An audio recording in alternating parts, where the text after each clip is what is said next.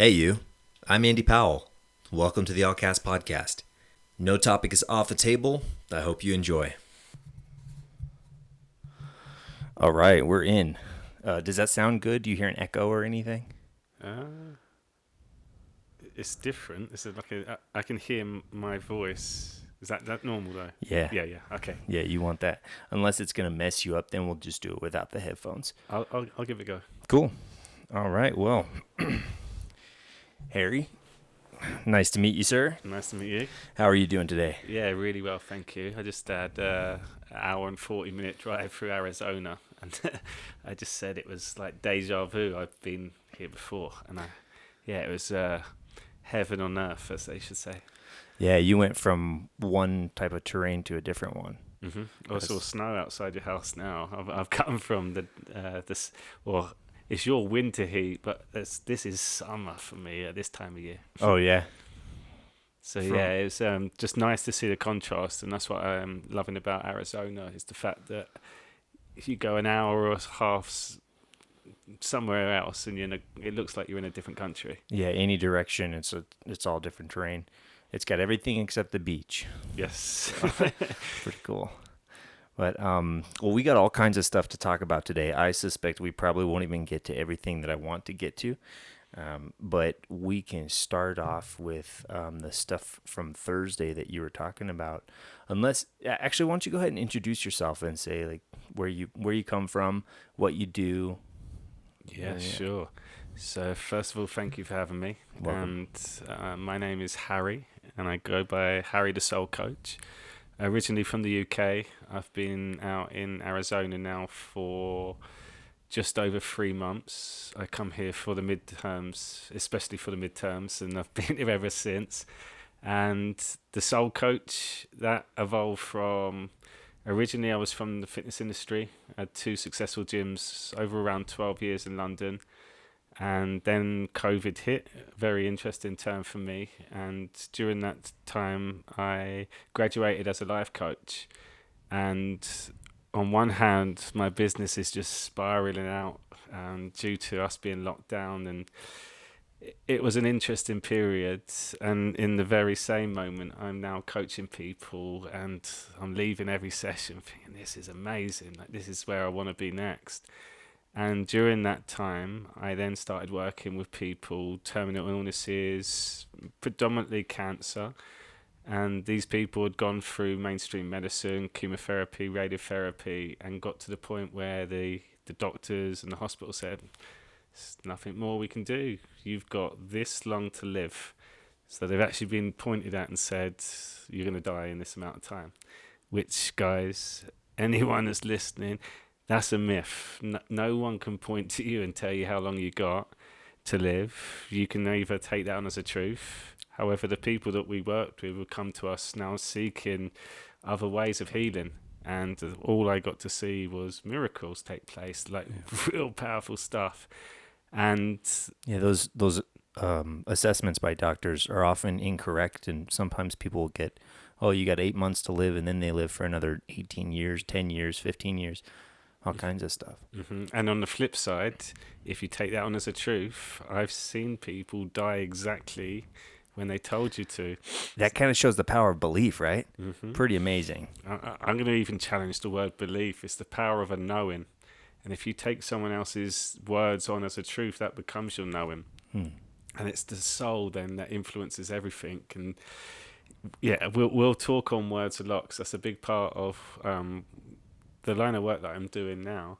And the soul coach actually came from these people that had their backs against the wall, and you saw very quickly the ego runs away. There's no more worrying about the decisions they need to make. They're a lot more confident in saying no. They start then making decisions that now serve them and actually make them feel good. And every time, why didn't I just do this before? Why did it take me so long to realize this is simple? So all I was getting was truth from their soul. And that's where the label soul coach come from. And again, when your back's against the wall, it shows you right there real experiences that you can change your life in an instant, in the speed of light. That's the soul. It's energy. So now my whole philosophy is helping people take this wisdom that's been shared continuously. This is not just new. This is infinite wisdom. It's timeless. But now start applying that to our life, actually in this physical experience, and living it the best we are capable of. We're just not knowing how powerful we are right now, and we're heading into a period where that all starts changing too. So Yeah. it's now simplifying everything. That's my philosophy, to a choice. And when you're available to make that choice, it means you're present, which means you're the gift. You are the present. And that gift is the choice. If you listen to your soul, you always make the right choice. When you're not paying attention, it's an egotistical choice, and your soul will let you know a bit later on down the line, I told you you shouldn't have done that. You'll reap what you sow. Yeah.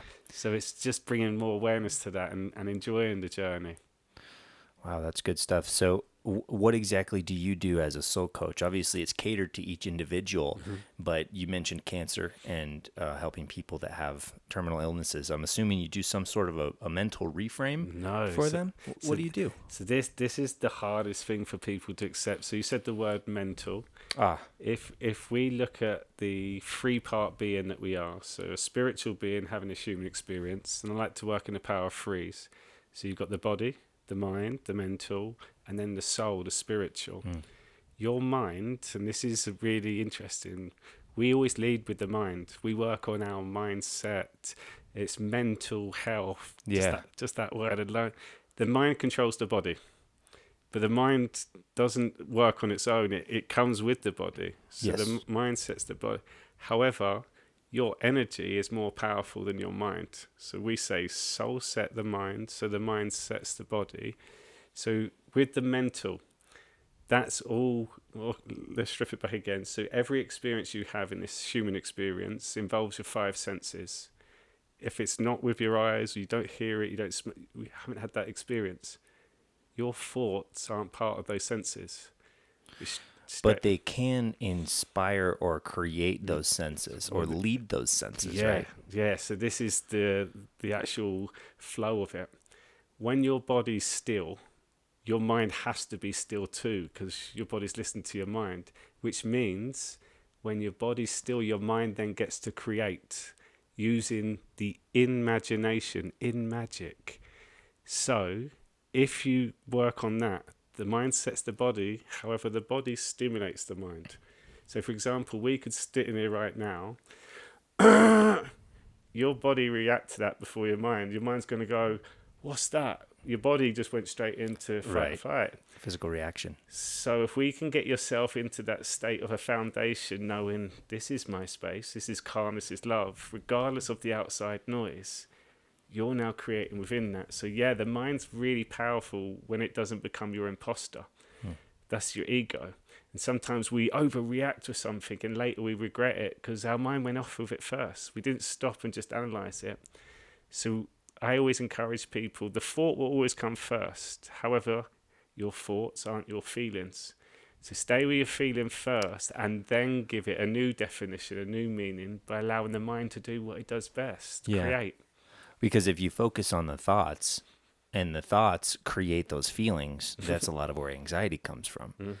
And it's one reason that exercise is so important, because you're getting all of that mental energy out through the physical exertion, through the physical body. So then that's why you feel balanced after you work out and more calm in your mind. And you've got to think, when you're in flow, there is no mind. And that's where all your answers, for me, that's when you're in flow, you're the soul. And the soul is the Son of God. You co-create with God in that love space. And you can use examples of when you're in the car and you're just in your own little, and an idea pops up, or you're in the shower. They're the moments when your mind's not paying attention anymore. And then you can actually hear and feel the experience being sent to you. The present, it's pre-sent. So we pre-send it and then we receive it when we're present. Wow. That was a good one. That's awesome. Are you familiar with a guy called Sevan Bomar? No, he does weird stuff like that too. It's connect me with him. That's kind of. I haven't met the guy. I've heard him, but I don't know. He's an interesting kind of quirky fella. But he's the first guy that I heard do stuff like that with words, other than obviously my own being able to recognize through the English language, like, oh, these juxtapositions of sound and meaning, or when you put two words together. One that I saw you use recently was the one about the weeks and the days. Yeah, yeah. And it's like week, if you spell it, spelling, if you're spelling or casting a spell or writing RITE, then you're creating something with energy or magic or whatever this thing is that allows us to create. And if you have that week, WEAK, WEEK, they're two totally different meanings, but the same sound. So how important is the sound? And if I didn't draw this to anyone's attention, would it still affect them? Mm-hmm. What do you think? Yeah. It would still affect them? Yeah, and the best way, the only reason it wouldn't affect you if you were present as you said that, because you're now in control of it. The best way to look at it is your words are a message out to the universe first. What you put out comes back. But your words are also instructions to your body. So if you're not being present, and 95% of our day we're unconscious, 95% of our thoughts are the same from yesterday. So most of the time when you're saying things, your body's now receiving that as instructions, but that's not what you mean because you're not paying attention. And the great way just to show you, work with nature, you can type in speak to your plants experiment. Kids do it all the time. You speak to one plant, you say the word love. And then the other plant, you say the word hate or fear. By the end of the month, that plant is deteriorating. That one's growing, thriving with the vibration. So yes, it has massive influence. And you can do that with water as well. In the 80s, Dr. Enomoto did experiment with freezing the water with ice. And with love, it was geometric, just perfection, God's creation. And then anything that was in fear was distorted. Yeah, it was symmetrical when he had the one with love, and the other one was chaotic. Right. So think about it. How much water do they say is in our body? 62% generally. Ideally, 62%. And where is it? Is it just sloshing around? No, it's infused into everything. So if you're getting that perfection in the water, that's now going in your body. When you're distorted, your body's not in harmony either. So it's stress on even the cellular level. So this has a massive impact. And if I pulled that cell out of your body, this goes into epigenetics. There's a guy called Bruce Lipton who's got some really good stuff on this. But that one cell has everything in there about you. Your whole makeup, I could tell everything about you. Yeah. That one cell also had its own God. So its own what? Its own God, its own brain. Okay. So it inherently knows what to do. So we're all living organisms. So you could pull that one cell out and put it in a petri dish with food in, and by the end of the day, the cell makes its way to the food. That's grow. You'd put the same cell in a petri dish with poison in there. By the end of the day, it moves away from it. It inherently knows that's bad.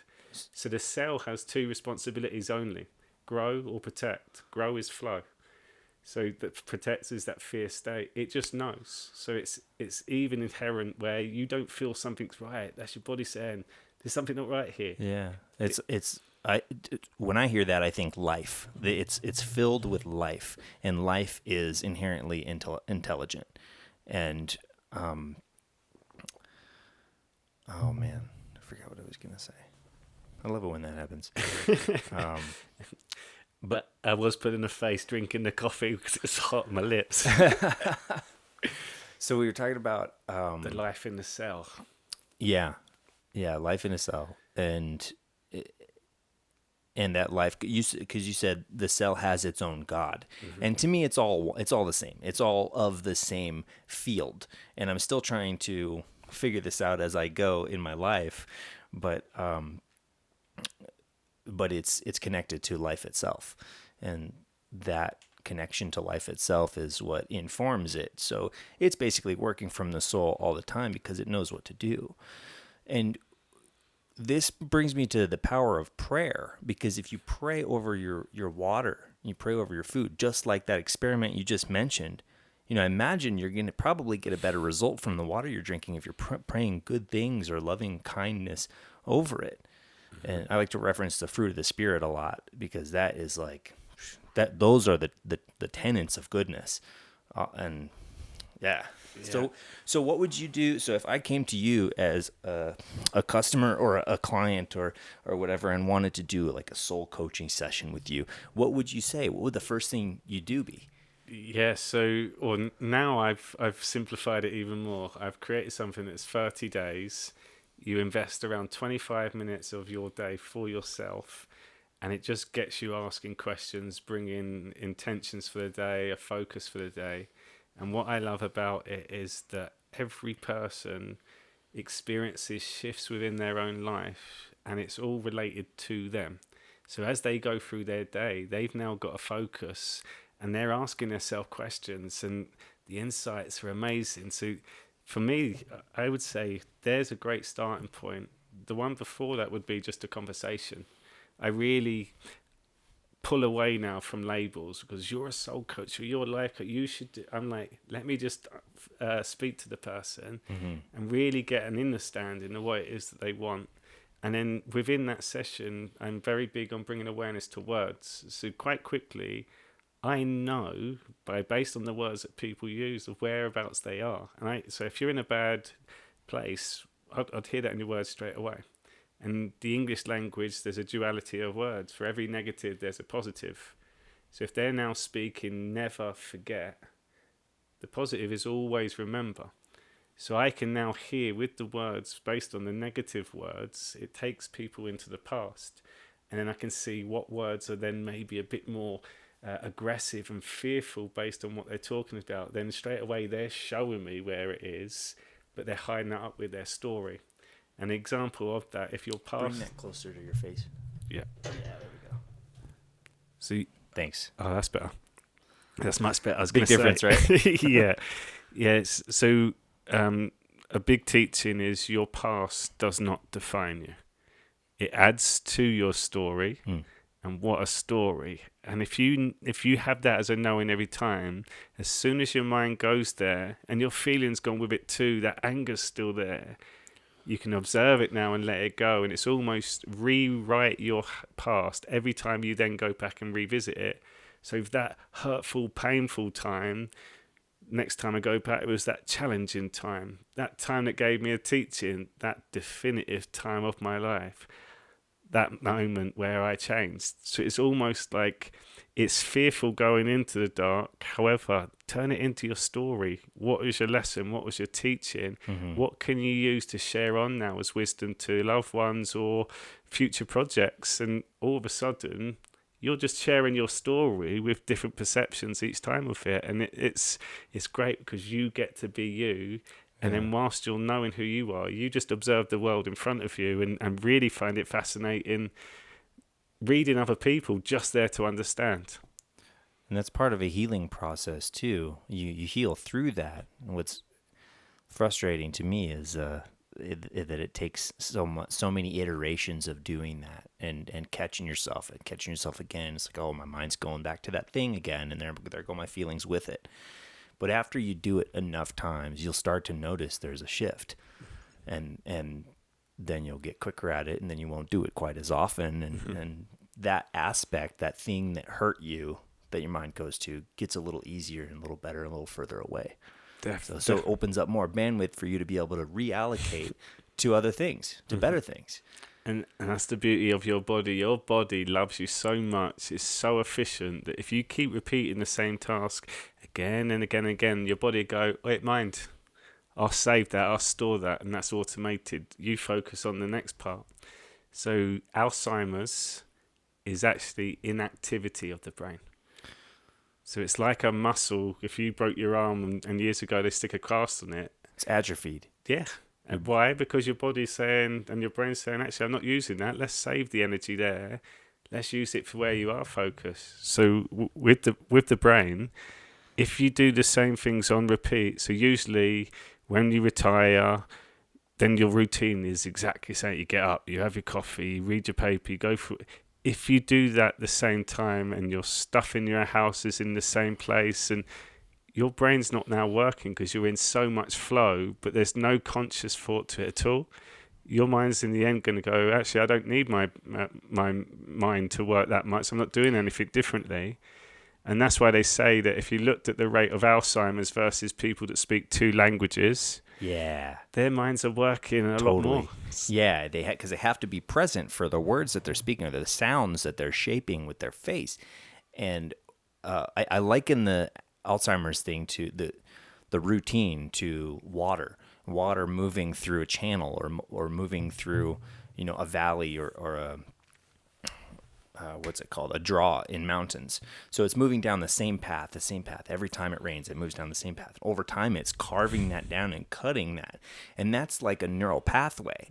Every time you do that same thing over and over again, it regrooves that same pattern, and eventually it can get stuck there unless you disrupt it somehow.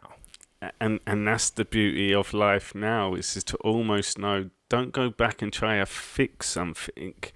Rebuild, reconstruct, redesign, and give it a redescription, because that is your past. So would you say it's better to create something new and novel rather than to go back to try to heal or repair something that already exists? I would blend them in, so the attention has to go there. However, let's say a bad knee injury, the first thing that we do is stop identifying ourselves. I've got a bad knee. I've had a bad knee all my life. So that's the guy with the bad knee. Yeah, yeah. And then you got a T-shirt. I've done a marathon, bad knee. But that becomes your identity. So the more you speak that, your body's going to say bad knee. So it's bringing yourself right to those points first. But you have to set a bigger intention from this moment forward. If I mention the negative of the knee, like the figure 8, I have to now finish with the positive. I had a bad knee and now it's recovering. And it's making sure you can finish the sentence, so that way you don't get frustrated if you catch yourself. You just finish the flow off. Okay, so it's connecting because you're building something new as well as healing it at the same time, and you're connecting those two with that figure 8. That makes sense. Cool. Thank you. You're welcome. Right on. What else we got? All right, so you talk to the person, you figure out basically where they're at by the way that they speak, their cadence, what they say, how they say it, the words they choose, etc. And then you describe to them, hey, for 25 minutes a day, this is what you're going to do based on what they've said to you. So this 30 days is almost like everything in life that has meaning and we need to make sense of it. That's still the mind. We go to the energy. So as an example, if I just ask you to close your eyes and just notice the feeling that you have. So peaceful, would you say that's fear or love state that you're in at the moment? I'd say I'm right in between the two. It's a feeling of being worn. I'm worn down. I'm had a lot of difficult times lately, and it's kind of worn on me. So that's what I feel when I close my eyes right now. So if we then used your mind to create, if you closed your eyes now, and if you just think of a loved one laughing, smiling, an overwhelming amount of joy, now pay attention to your feeling. So in an instant, and keep your eyes closed, I'll show you the power of words within this as well. So the opposite of a positive word is the negative word. Feel the difference. Never forget. Don't stop. Don't give up. Keep going. Always remember. Keep striving. So now listen to the power of the words as well. So the words that I said, don't, won't, these words are fake words. So not is almost like you're tying a knot for whatever you say next. So don't think of the tiger. Don't think of the tiger. What do you think about? Tiger. So never forget. Don't stop. It's putting a track in your flow. Yeah. So the positive word brings you to the present moment, and then it keeps it open. By saying a negative word, you're going back in the past. From that moment there, never forget that. Where does it take you going forward? And Andy's got his eyes closed as well. But this is how I teach people. Because it doesn't matter how I say it. It's how you feel it. And now you make sense of it with words. And so quite quickly, I call it a soul slap. It's like, and then I show people the concept of just simplifying it life down to a choice. So if it's not your soul, which is your truth, what is the soul? Love, peace, joy, harmony, happiness. If it's not that, it's your ego. Fear, love, negative, positive in the cells, protect, grow. So all of a sudden, every aspect of your life, unconscious, conscious, and you can now bring it down to just a duality. So that's mind and body. Your soul is the truth now. You've got a full spectrum of life. Now you get a choice. What is your truth? And for me, the bad and good is your duality. You've now experienced that. Mm-hmm. Now you know. What would you choose? What is you? Yeah, And definitely good. And, Yeah, and I think back to when I was a little guy.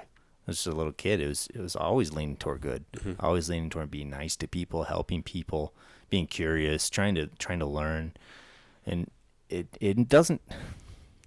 It goes toward bad when bad things happen or when you experience something where you feel you have to protect. It's interesting. And So and then all of a sudden, protect. Like mum and dad's out there, you need to protect. So what you start realizing is when these moments of uncomfort or resistance, that's your teacher. Pay attention.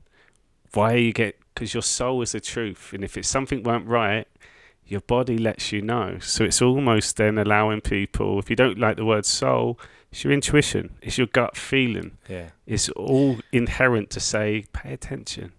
So a lot of what we are talking about and referring to, the terminology, the duality, the energy, the truth, the love, the fear, those concepts are a lot of things that I've learned over the past, I don't know, 7 or 8 years through kind of, it's hard to say exactly how, but basically the new age type of teachings teach a lot of this type of stuff.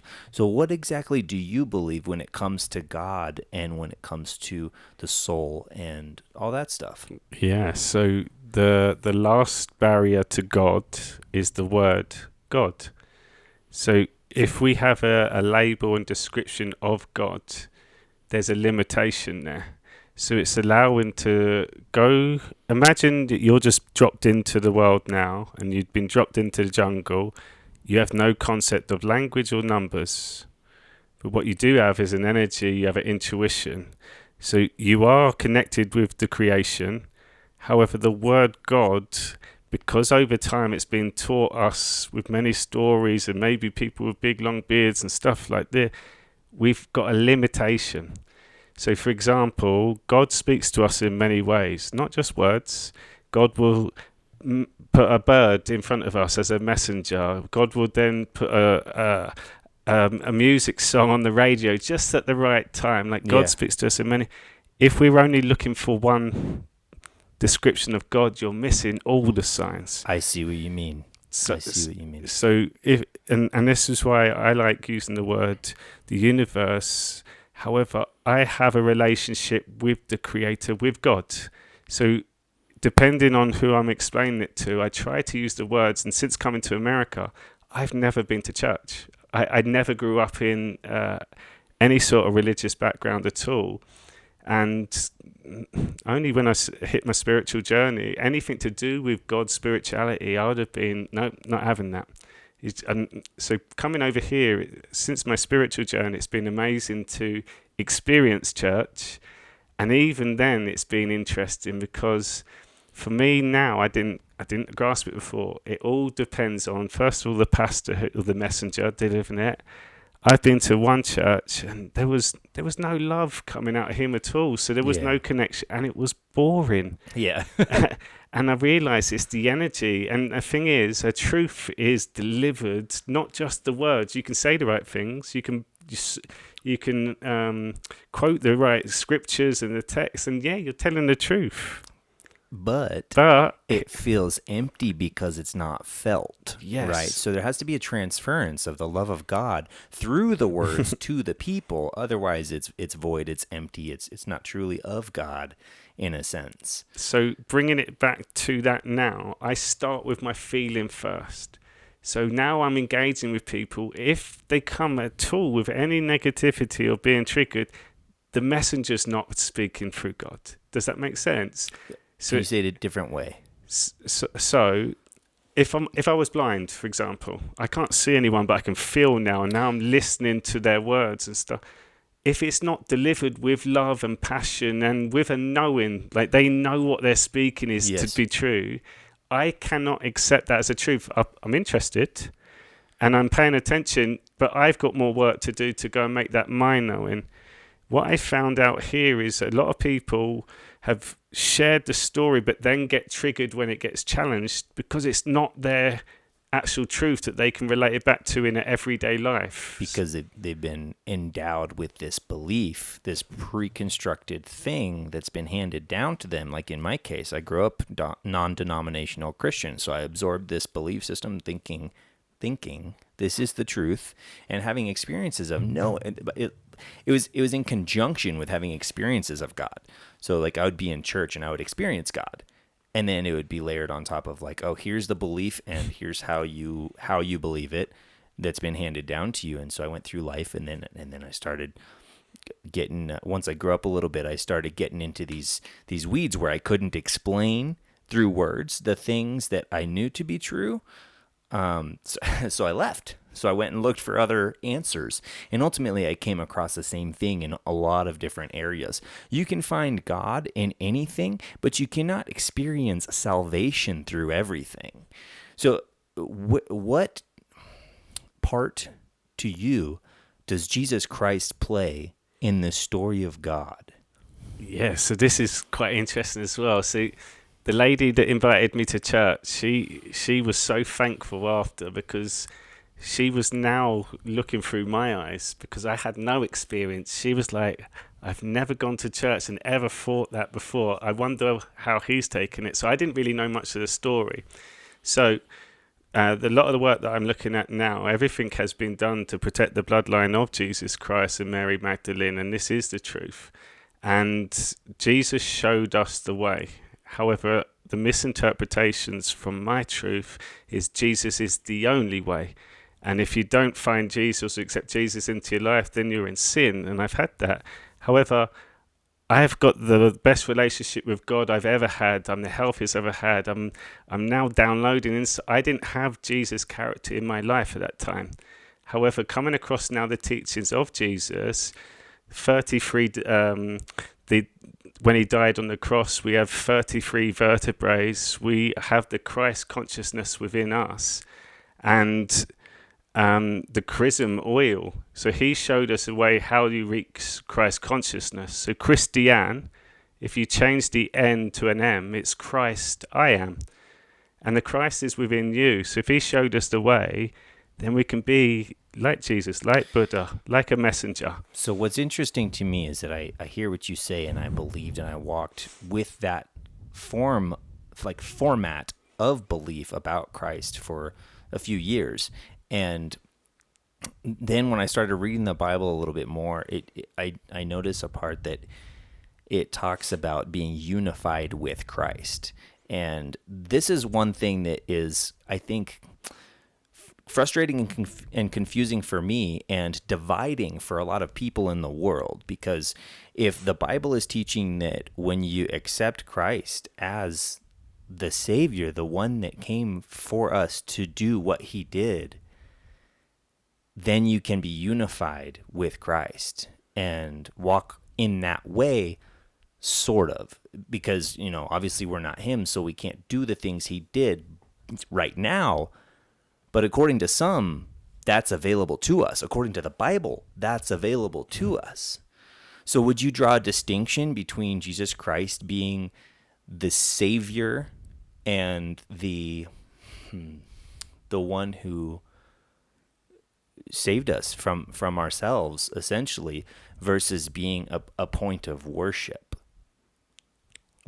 Sorry, go ahead. Yeah, no, it's interesting. I'm really thought about it. Because I'm working before words. So words is what is words? Words is to describe a feeling. So my feelings come before any words. So I could speak to you right now, el falo un poco portugués. It's just random words being said, but you're hearing it's my feelings, the way I'm delivering it. So if I started at that as a truth, then the words were then also written by the mind to describe the truth.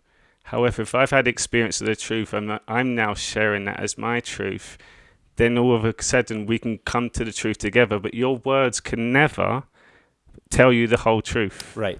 That's one thing that I've come across in my studying of belief is that the words seem to be more dividing than unifying. Because if you go to what's it called, an ashram, I think, where they do the whole silent thing for however many days, you're going to know those people probably a lot better than if you talk to them for 4 or 5 or 6 hours or whatever every day for a week, because you're going to feel them.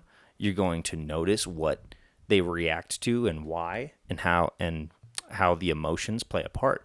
So it's really fascinating how much we can do with words and how dividing and divisive they can be. So when it comes to, oh man, I lost my train of thought. Stay with that, what you just said, Dan. So your words can never explain the truth fully. So again, try describing the color green to a blind person.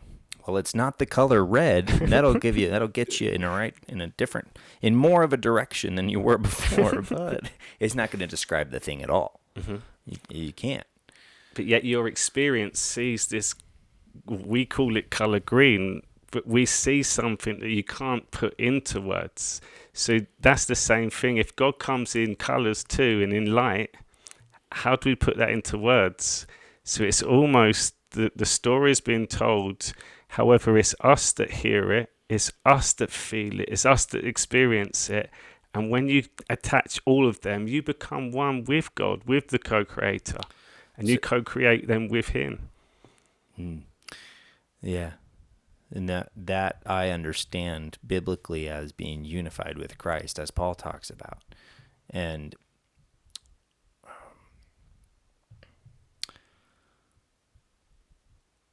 going back to the words being dividing, you can explain the Bible story to somebody. You can, like we were saying, you can spout that stuff all day long, but if it's not infused with the love of God, which is the experience of salvation, then it's not going to do anything. So it's so interesting. It's been a really, it needs to be, well, one is our story, or his story. History has been manipulated so many times. So we're going to get to a position very soon where censorship gets completely removed, which is then going to open up a lot more truths for all of us to be presented with. So I'm almost at a stage where I'm just here to observe and learn, and like you just mentioned then, I'm listening now for the messenger, because if it's not delivered, it might be the right thing, but I can't physically take that as a truth, because I have to go back to the feeling aspect first. And this is what I love now connecting with people, is when you're now in flow in a conversation, it doesn't say, no, it's not a disruptive. It's like, what would it look like? Oh no, here's what I've been taught, and here's what and then it flows into, and then you cite the truth together.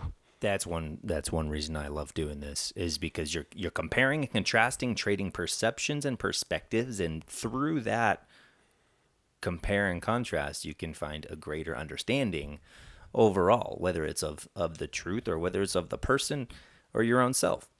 And just on that as well, for people listening, to protect your energy, if God is love, God is truth. If you're ever discussing anything to do with truth, which is the Bible, the scriptures, or anything else ever in this world, it has to come from a love space. Because if they're in fear, getting agitated a tiny bit, getting angered, getting flustered, it cannot be a truth. The words, remember, the meaning of the words is delivered, the last part, but the feelings of it first of all. So if you're getting triggered, defending or standing on your truth, then that's something just to become the observer of. Why am I getting triggered on that one? And usually it's just because the story that you're sharing hasn't got a close point to it, or it's not being justified by the person receiving it because there's still gaps missing. And that should be okay. I'm experiencing that right now. And I'll tell you why. Because in my understanding of truth, the way you described it, I would have disagreed initially because it seems like there's layers to truth. Because if there's any negative feeling about it, then you're saying that it's not truth. But truth, like they say, the truth can hurt or truth hurts. So that's where I would push back and say, no, there's truth can have negative feelings associated with it. What do you think about that? So if we take it back to a choice, for me, if we use the yin and yang sign just as a reference, dark, light, there's a duality. The uncomfort feeling, not anger or hate, is sadness. Sadness is the soul. And sadness are emotions that just stayed in our body that maybe we haven't addressed or we parked all the time. So if you've got this uncomfort feeling, because I am love, but yet there's still something there. But what is normally attached to sadness is hate, blame, guilt, worry, anxiety, depression. But it's sadness, which is the soulful emotion. And we stop ourselves from being sad. We apologize for crying in public. Like, we get embarrassed for being sad. But yet if we just sat with that, and I see that you've got loads of instruments here. I work with frequency music and pianos. And I would encourage people, be brave and put on a piano meditation instrumental mix, something like that, and just observe what happens. Your body will go into it. So again, the body will stimulate the mind. The mind will then take you back to these experiences. However, you know you're not your mind now. It is so powerful. And that's another thing when I'm speaking with people. To be fair, I don't really speak to too many people really down in the dumps now. The reason why I say they're not down in the dumps, because the moment they bring their self present, from that moment, it's only going forward. We can now go back into it. So if people are coming to me, I always allow them to share their story. I say that I observe, I listen like a stone with ears. So you'll see there's no face expression. I'm present. And as a coach, if you're telling me some really horrific stuff, if I'm going, and I'm crying along with you, am I being the coach that's needed at this moment? And what's beautiful about that is because I am now present, I'm not judging with my face expressions or anything. They can be their self. And as they're saying stuff normally, and I've experienced this recently when I watch people, someone will tell a story about someone else and this person then fuels it up. Well, I knew it about them. They're stupid. And they say, and then they increase this negative pit of energy. Whereas I listen to it all, but I don't attach myself to any of it. I just let them imagine that energy is clearing out of their body. However, I know when someone's told that story more than once. It's like it's been told, it's like their trophy. Let me tell you my story of all the terrible stuff in it. If you've told it once, retell it again, but use different words. And I've got some people that are so on loop that they'll tell me the story and start crying and then re-emphasize, I always get emotional on this bit. Yeah, because you keep telling yourself. And you've said that before. Yeah. So I make them aware of that, and it's almost soul slap. Yeah. I said, how many times you told that story before? And again, I ask, close your eyes. If you're now speaking, your words communicate with the universe, and now the body is getting instructions. Does your body know how long you've been talking about this for? No, it's always now. So what's your body getting in the moment? Dying, death, cancer, mum's pain, your dad's car accident. That's all your body knows. I've only known you for 10 minutes and all I've heard is your worst parts. So straight away I went, that's great. Now tell me what you want. And what happens is they don't have an answer. It's really hard to actually talk about what it is that you want. And that's what I make them aware of. Look how much you know your story really well. And thank you for sharing. I just asked you a simple question, though. Yeah, it's hard to know what you want when you're so focused on what you don't want, which goes back to that negative, the reversal of the words. Yeah. Which is crazy. Yeah. Crazy. It's so simple, yet so powerful. And this is where the soul truth is, the soul coaching is hard for people to accept too. The moment you become aware of it, now it's your choice. And people like to choose to be in that state. That's just how they've...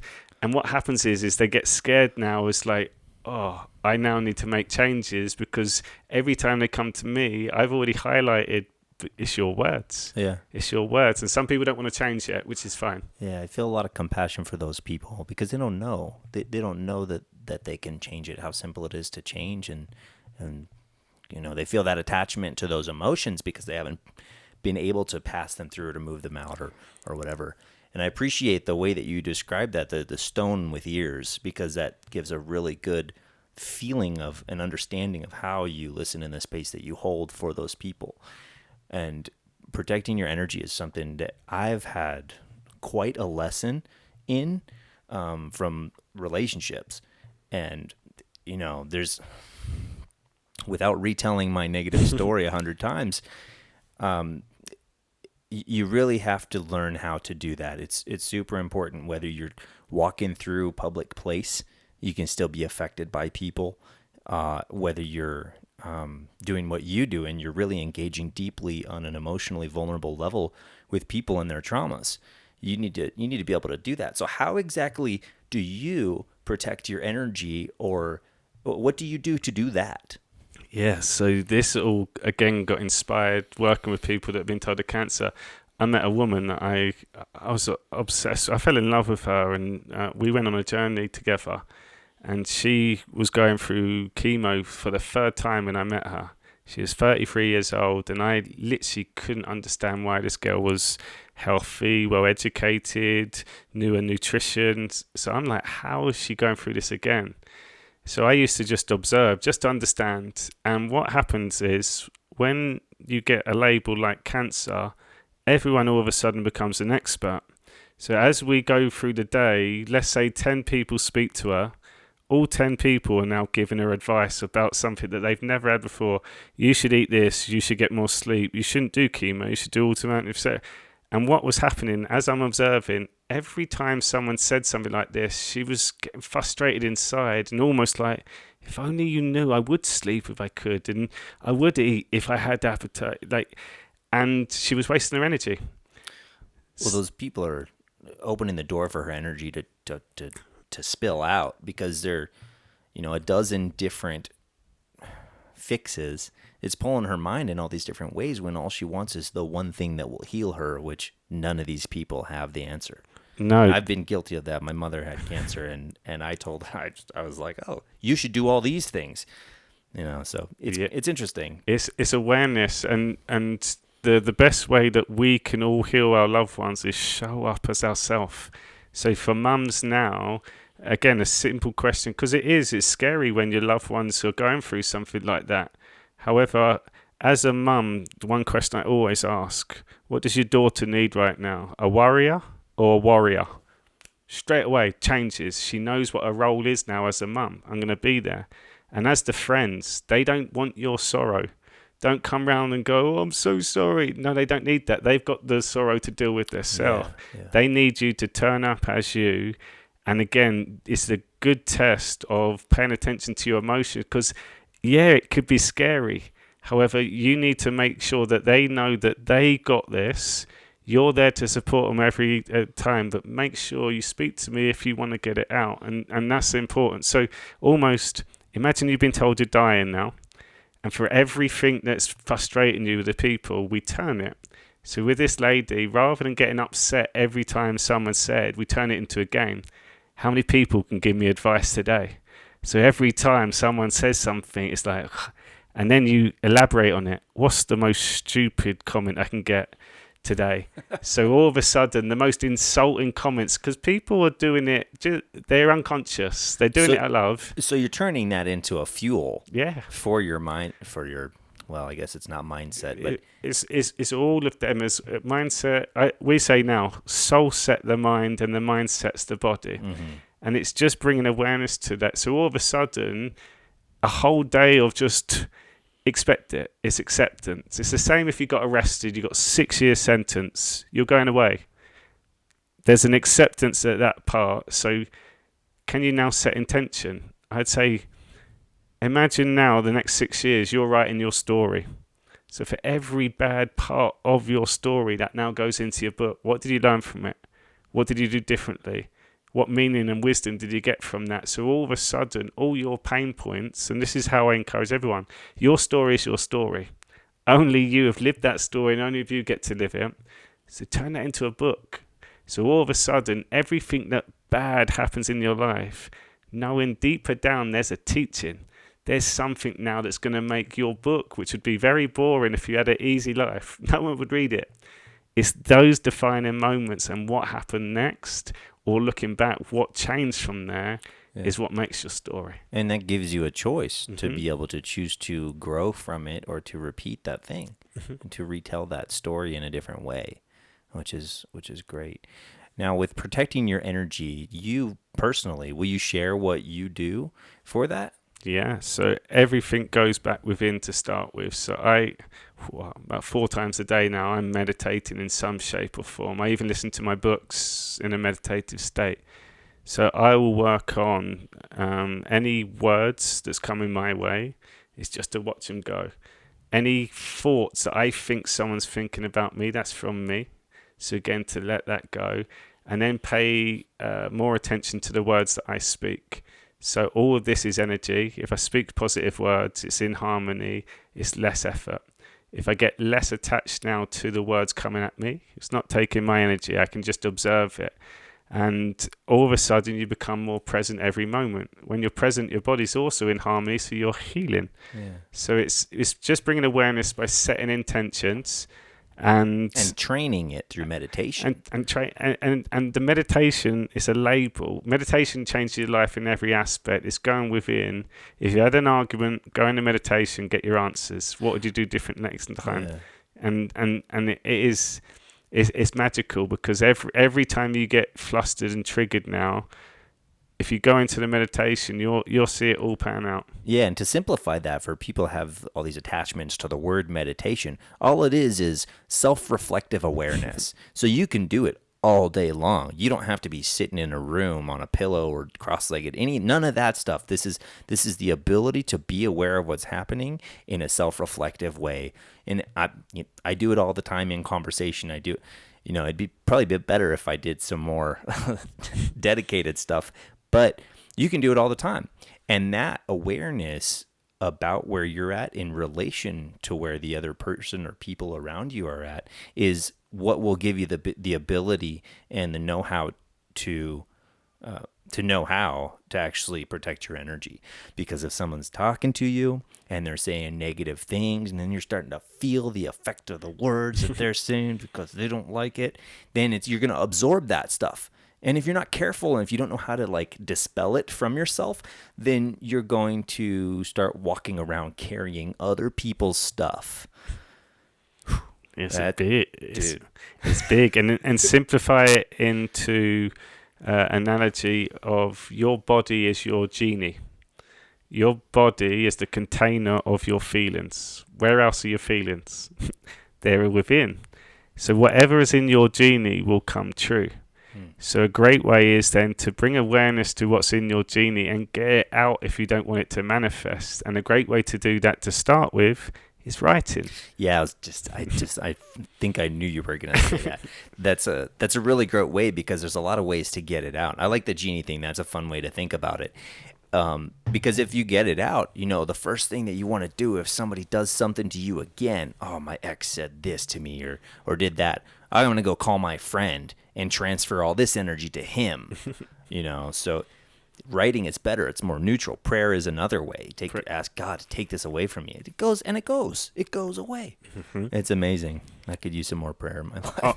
On the prayer as well, get creative with it. It's almost like whatever you want to get away, again, add another layer on that, and then bring in abundance or manifest. If you haven't got a word, but always kind of curve that thing that you want to shoot out with something.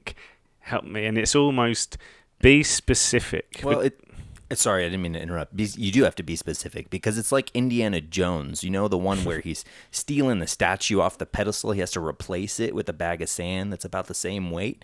You have to do the same thing when you're trying to get rid of something. You have to put something there to replace it. Otherwise, energetically, spiritually, whatever, even physically, it can leave a gap, and something's going to fill that gap. And if you don't ask or intend or supply something, then you're leaving it up to, whatever energies are around you. Mm-hmm.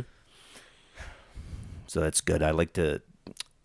When I do that in prayer, I usually ask for one of the fruits of the Spirit: kindness, patience, gentleness. One of those things are always good to pick from that list to resupply or replace those things.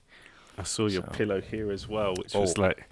Yeah, it's the emotion or the feeling wheel. It's like a pie that has, here, I'll pull it out. Let's see. It's a pie. It's got all these different emotions. In the middle, there's 6 slices: strong, happy, scared, mad, sad, and calm. And each one of those branches off into 6 other associated emotions. So we'll go with calm. Calm, nurturing, trusting, loving, intimate, thoughtful, and satisfied. And I love it. It's a great reference because it shows you that you can kind of, which one are you focused on? Oh, my mind is informing my body now, my emotions. That's great. So everybody should have one of these pillows. Yeah, it's brilliant. It's like my way of teaching as well, is using the rainbow. You're the white light, you're the truth, and every color spectrum on the rainbow equates to the human feelings and emotions that you can experience. So like the piano keys as well, you have every key on the keyboard and you get to play all the keys, but when you then have a choice, what is your truth? So it's then knowing that life is a journey, and we do need to have as many experiences to then know what it is that we want. And we don't have to physically go through them ourselves. It's when we hold the space for other people now, and a lot of work that I'm doing with some dark topics, because I'm now paying attention, I'm feeling their emotions when they're sharing it. And I now can take a lot of teachings from that. Yeah. However, I don't physically have to go through it all, but I've still felt that emotion to know there's an opposite end of this spectrum now. And it's like the pendulum. I've now gone into the darkness, which means I've experienced the worst in terms of these stories. It can't get any worse than that, which means it's going to fling back to a world of infinite possibilities. Yeah, because when you're holding that space for those people and they're telling you these things that have happened to them or whatever it may be, you're feeling that emotion as well, but you're letting it pass through you instead of holding on to it, which allows you to stay detached and give them some sort of direction or whatever. So that's good stuff. What are you willing to share any of those dark things that you're working with? Yeah. So someone that I worked really closely with, actually, this is the issue: human trafficking, paedophilia. It's the darkest of darkness, and I'm going to just set placement for everyone. Yeah, it's dark. However, there's so much good that's been going on that we're not being shown at the moment. So for the knowing of this darkness is here, it's been dealt with in a way where it will not be here in a few years' time. And that's a knowing now. So I was working with a guy, I known him now for 12 years, and we did a lot of coaching and a lot of close work with people that have been told they're dying. So we were seeing miracles together and getting to share these experiences. He then went on to do a coaching course after he saw all the changes that are happening in my life. And then he then shared a story where from the age of 13 he was groomed, he was raped. And I'm interviewing him while he's sharing this story. And if you're looking at me now, you can see I'm quite neutral in my face expressions. This was very hard to hold that when he was sharing. I felt his pain. However, there was a internal joy within that because I could see he was healing. And when it come out, within the next week, it was a different person. It was like this lost energy. And as he's then recalling it in a safe space, it was all these realizations and all these moments where he realized God was by his side all the way through, giving him communication. It's like, oh, and it was magical. However, it's so dark, and those feelings were stored so much, you don't want to go revisit it. Yeah. But if you take the meaning of the feelings and just go straight to the feeling, it's an energy inside your body. So where your attention goes, the energy flows. Your mind then becomes the creator of the intention that goes into that. So if you tell it now from a new perspective, and his perspective was, I know my past don't define me anymore. And all of a sudden, he's now sharing this story with people that have been abused, that have never been able to not just speak it, they've been ridiculed for sharing it. Like they've been, it's horrible. It's so now all of a sudden, his darkness has now become the pathway and light for people to see, there's other people, and look what they did. And it's magic. It speaks to what you were saying just before. Someone else's testimony can be redemption for someone who has gone through something similar. Mm-hmm. That's a beautiful thing. That's crazy to me that people would ridicule somebody for those types of things. That's the stuff that incites rage in my body and makes me want to choke someone out. That's horrible. That's horrible. So going back to the human trafficking thing, that's a pretty big topic right now well, not so much in the public, but like in the actual things that are happening in the world on a larger scale. That's a big deal right now. Will you talk a little bit about what you know in regards to what Donald Trump has done against trafficking? Yeah, so Donald Trump is a name that triggers a lot of people straight away. Arizona, it's been a lot easier to speak about Trump because there's a lot of patriots out here that have experienced all sort of corruption for the last it's about 40 years from what I've been finding out recently. It's goes really deep.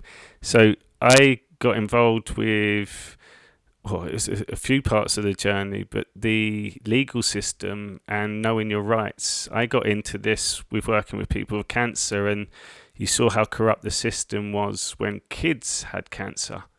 And because of the birth certificate, the parents, the pair of them rent the kids to the state by signing a birth certificate.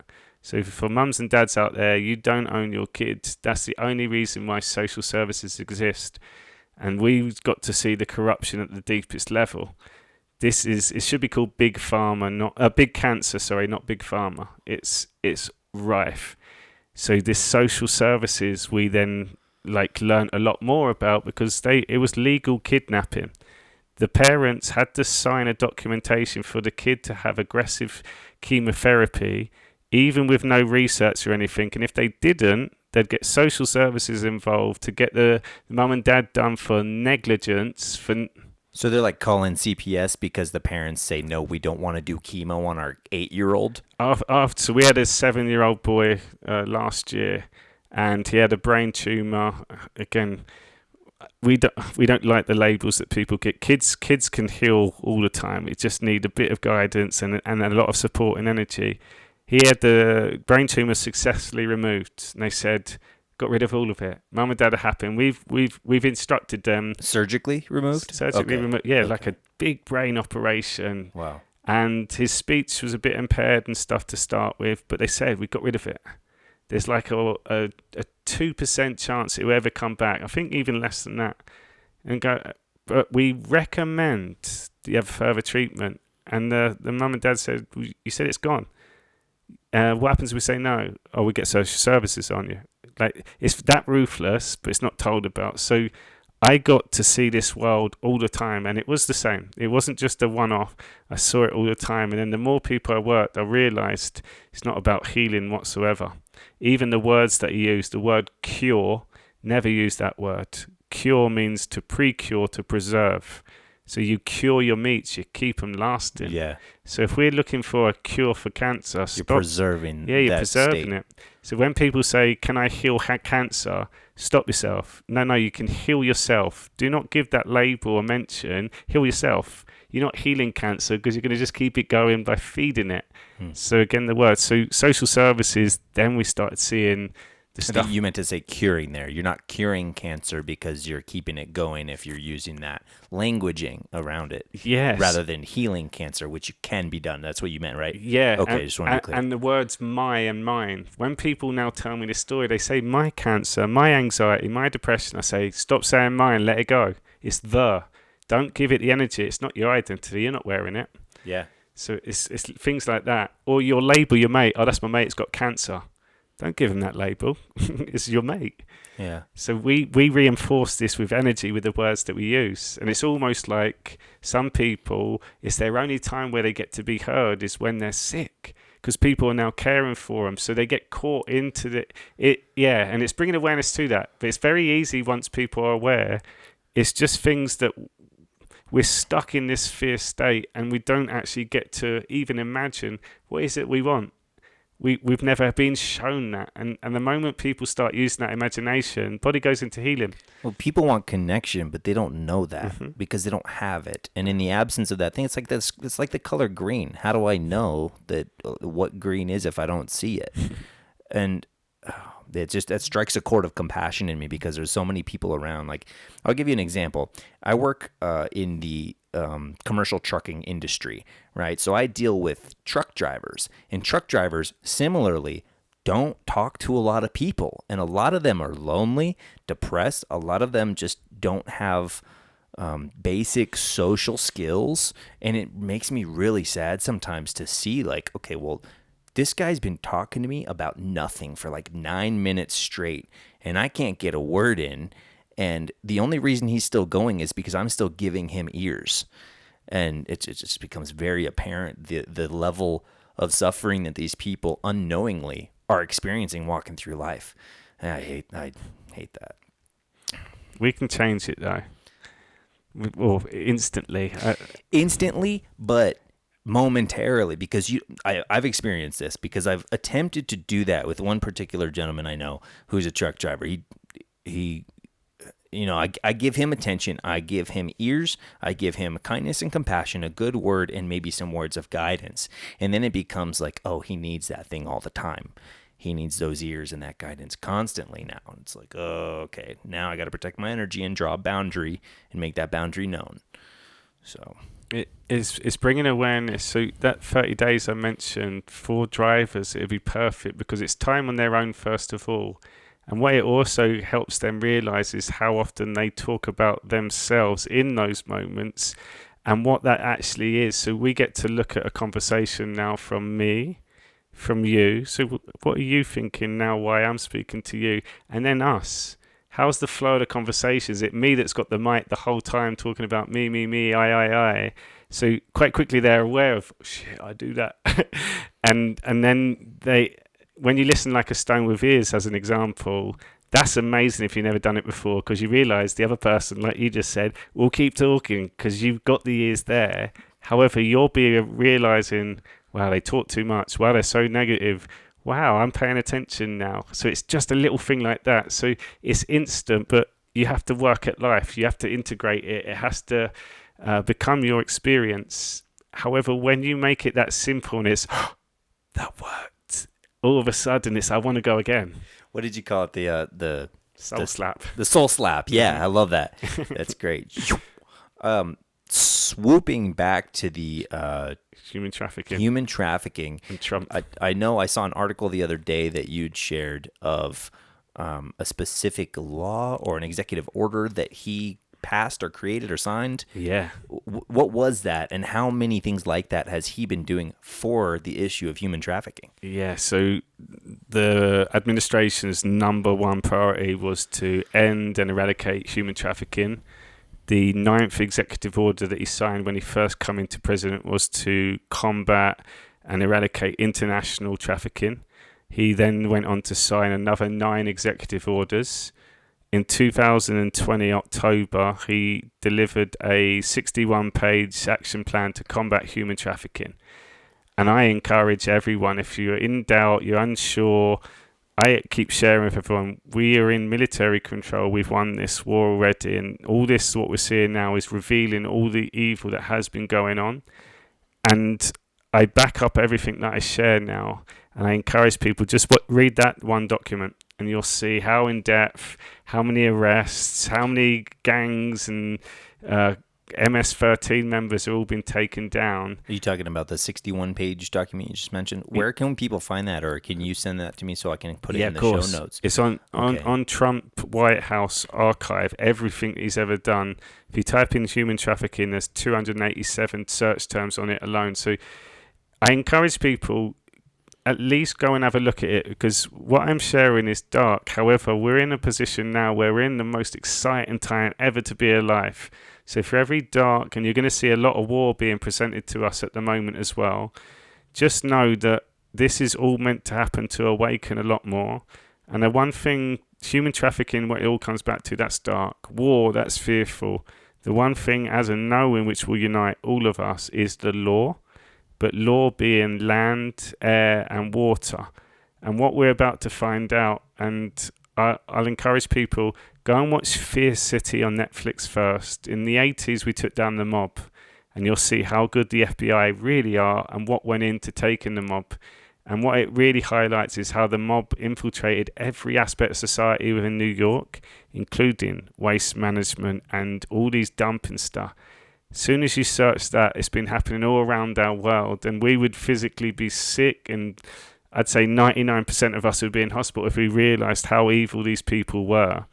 And the food, the land, the soil, the air, and we've been paying all of it for God's creation that we're all entitled to. So that will unite us all. And the executive orders for human trafficking, if you just go and look at the funding that's gone in, and he's also got a 3-tier, begin with P's, prevention, education, protection, and prosecution. Go and look, so it's coming more mainstream now. Even Tucker Carlson keeps talking about human trafficking. We had Balenciaga recently. You're now hearing more about the border and the wall.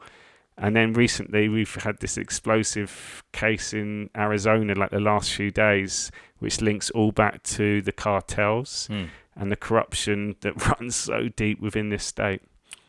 I'm not about to defend the FBI or their association with censorship and big tech and all that stuff, but it's too bad how a few bad apples or a few negative actors in such an organization as the FBI can ruin or change the perspective of the entire thing. Because I know people, and the FBI is made up of people, and I know that people want to do good and want to help. The compartmentalization of things prevents that from happening, because these people are like, oh, well, just scan your lane. You just do your specific job, but they don't see how their specific job connects to this or supports that negative thing. It's too bad. But going back to the war, you mentioned we've already won this war. We're under military control. What do you mean? What war? And what's an example of the military control that we who are under? Yeah, so you have to pay attention a lot more to the words being spoken. When Trump first come in, I've done a number of presentations on Trump's international trip around the world. If you bring attention to that, and I'll leave another link, it's called The Great Awakening, the Bonfire Guy. It's on YouTube. And it shows you Trump's trip around the world. If you watch that, one question I'll ask you: when did we lose control? He goes to Saudi Arabia first, and we're soon going to find out they were the biggest player in funding terrorism, human trafficking. 11 days after he left, 3 weeks after he left, 11 of the princes were then arrested, and the biggest multi-billionaire, El Walid, was then put in prison as well with a 6 billion bail. So Trump went around the world to these countries. Next was Israel. So what was he doing? Was he dropping names for who's doing trafficking or funding trafficking, human trafficking? Yeah, so I'm a bit of a dot connector, so I've gone back all through the timelines. So going back to Fear City, Netflix, this makes more sense then. This was in the 80s under Reagan. We managed to use an act called the RICO Act to take down a whole outfit and organization in one swoop. And the way that they did that was the FBI was super clever. They disrupted the cable signal of their brand new 24-hour cable machine. The evil people would then phone up the cable machine to get it fixed. The FBI intercepted that call and then went in as the cable guy. Nice. And they put a microphone in the cable machine of the biggest bosses of this whole organization. He was the big boss, and that effectively how they took down all the mafia over that time. So this was in the 80s. We took it all down. We were successful. That was the mob in New York, Rudy Giuliani. That's clever because I mean nowadays you don't need that. You just have Verizon giving a backdoor opening to any data that anybody wants to whoever's in the government. And this is where it was hard to even know this to start with, because I just assumed, like many other, everyone at the top's corrupt. However, if you go back to the Reagan days and how the FBI are always outsmarting the criminals and catching up with them, in 1987 we created the World Wide Web, which is like a massive web to catch all the flies, which is the deep state too. So we created it. Then all of a sudden, whatever entered, text, emailed, the military have it at the last laugh. So over this last time, it's actually united the whole world. Why is that important? Because when you watch how they took down the mob in New York, they had to make sure everything connected. So when they have evidence, they could get warrants signed off to go and spy on someone. And you saw they were put in like 25 microphones in a restaurant, for example. But they were breaking into the restaurant, having to do that all. So now this equipment, and you have to think, creation is God. So to create things on that level is a God's creation. And what happens is these evil people turn it upside down the head. They can't create. They only can manipulate and corrupt other people. So if we've already got the internet as the foundation, every creation that's on there, we have access to. Mm-hmm. And all of this time now, when you keep hearing Trump say, we caught them all. Under Reagan, we created the internet. We now step back. They now commit all their crimes, and we're now connecting all the pieces. A great film to explain this is The Departed.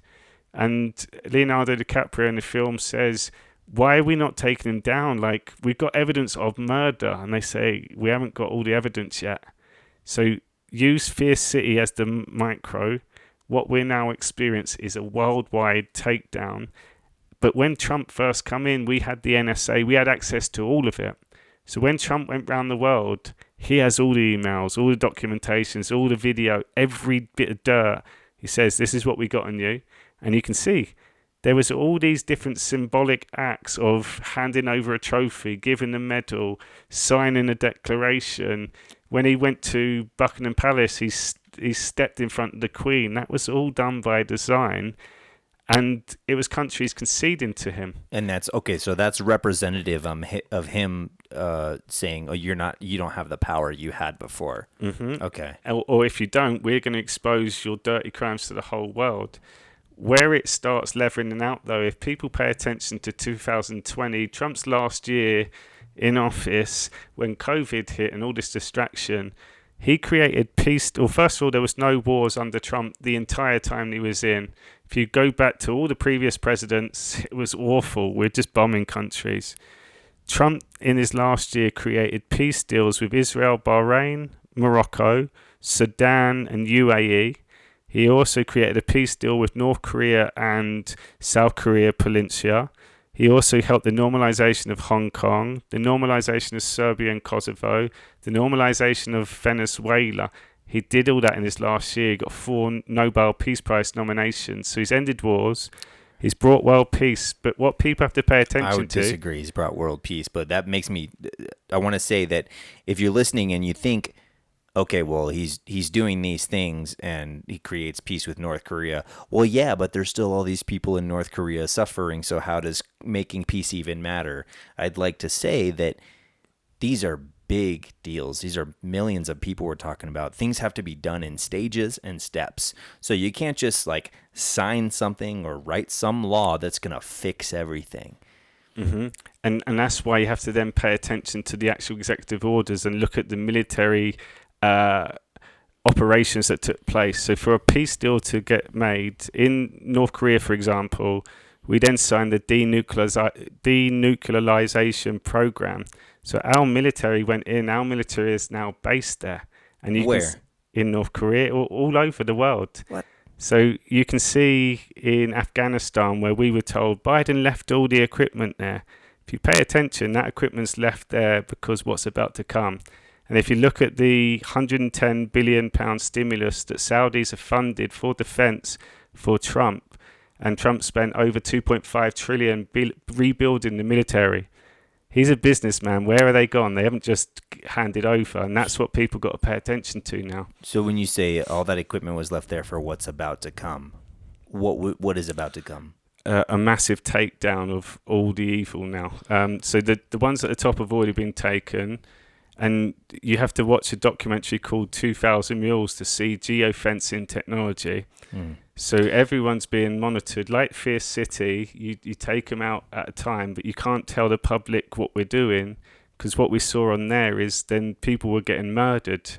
So it's almost like this has been a whole military covert operation.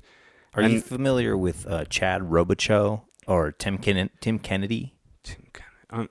They're American military special forces guys, and Saving Aziz is a book that was written by Chad Robichaux, and he was one of, I believe, a team of 12 that went over to Afghanistan after that terrible thing, that horrible failure of a 20-year war. And that team of 12 helped to extract 10,000 people who were working with the United States government, who were now being tracked and targeted by the Taliban after we left. So in stories and podcasts that I've listened about that whole event, there are these some of these special operations guys that have talked about incidents where other countries are coming in to seize those assets that were left there. So it's hard for me to connect those dots on hearing these guys who are American warriors who I trust, and things like what you're saying about those are intentionally being left there for what's about to come, which is what is it? Yes, it is the Great Awakening, in the sense that all of the evils we've been led down this path. So now we're seeing there's a few things left to play out. The election fraud's coming thick and fast now, not just for the midterms this year, 2022, but also you're going to then see the 2020 aspect. They're all linked. When you start seeing that, then there was at least 144 countries that were involved with the Dominion. Trump signed an executive order in 2018, September, that all assets would be seized for any foreign interference, any corporations.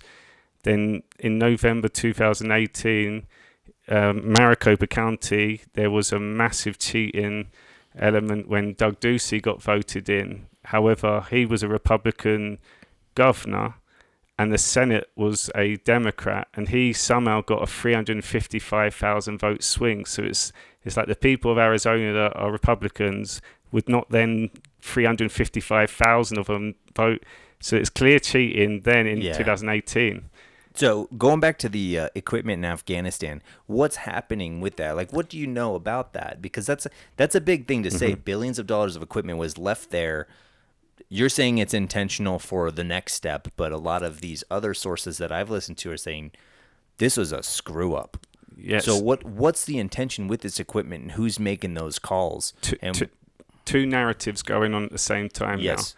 So one is the evil corruption that we're all being exposed to, and with that, the lack of leadership with Joe Biden and all the mess ups that we're seeing. So it's showing there's a massive clear distinction between Trump for the people, Biden for deep state Ukraine and funding every other bit of evil. Yes.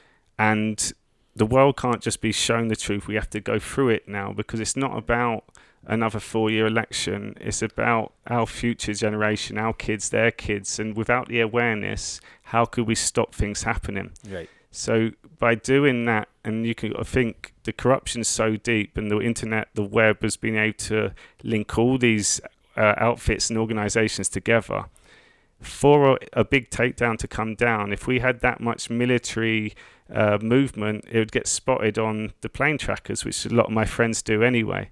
So by creating a narrative like Ukraine, like Taiwan, China, like South Africa, like what we're seeing now in Afghanistan, it's a two-edged sword. So you're exposing the corruption, but also you're putting things in place too. And Trump said he had a container of over 70,000 cars, And in his last talk, if you watch it with the perspective of we're in control, he's telling us what he got. We got 700,000 worth of new equipment, top jets. We left them there. Trump's a full-on businessman that's been in this from the start. He wouldn't let that go. It wouldn't be just sign over, there you go, Joe Biden, you have it all. And all I'd encourage is, there's a guy called Derek Johnson who shows you the executive orders that have been extended 3 times, but it can't have been from Joe Biden because he wouldn't extend something like that. So it shows us that we're in military control the whole time. However, the world are not being shown that, though, because we have to go through it all. And I'll share a reason why, and I've seen this now firsthand being in Maricopa County. Can I say something? Yeah, sure. With being in military control, I had a conversation with a gentleman the other day who referenced something about how Trump was able to use some piece of constitutional law to hand over power. Devolution. That's it. Yeah, that's what he said. Do you know what that is? Can you explain that? Yeah, so there was a time when COVID was on and he come out and said, we're at war. I'm a wartime president. We're at war. And he kept referring to it war. So the moment it's been declared war, devolution hands over to the military. And now effectively Donald Trump is commander-in-chief of that. So it's a different kind of war. So he's declaring we are at war because we are at war in a different format than ground-to-ground force combat. Yes. Right. So then he makes that declaration, which then allows the military, the high-level military generals, whoever, to be able to take the reins basically on what's happening in and to the country and using the country's assets to do different things. Okay, so while Joe Biden is allegedly in power and making these calls, behind the scenes, there's actually high-level military officials that are running shit. Cool. Yeah. Okay. Patel Patriot is a guy who's done a whole series on devolution.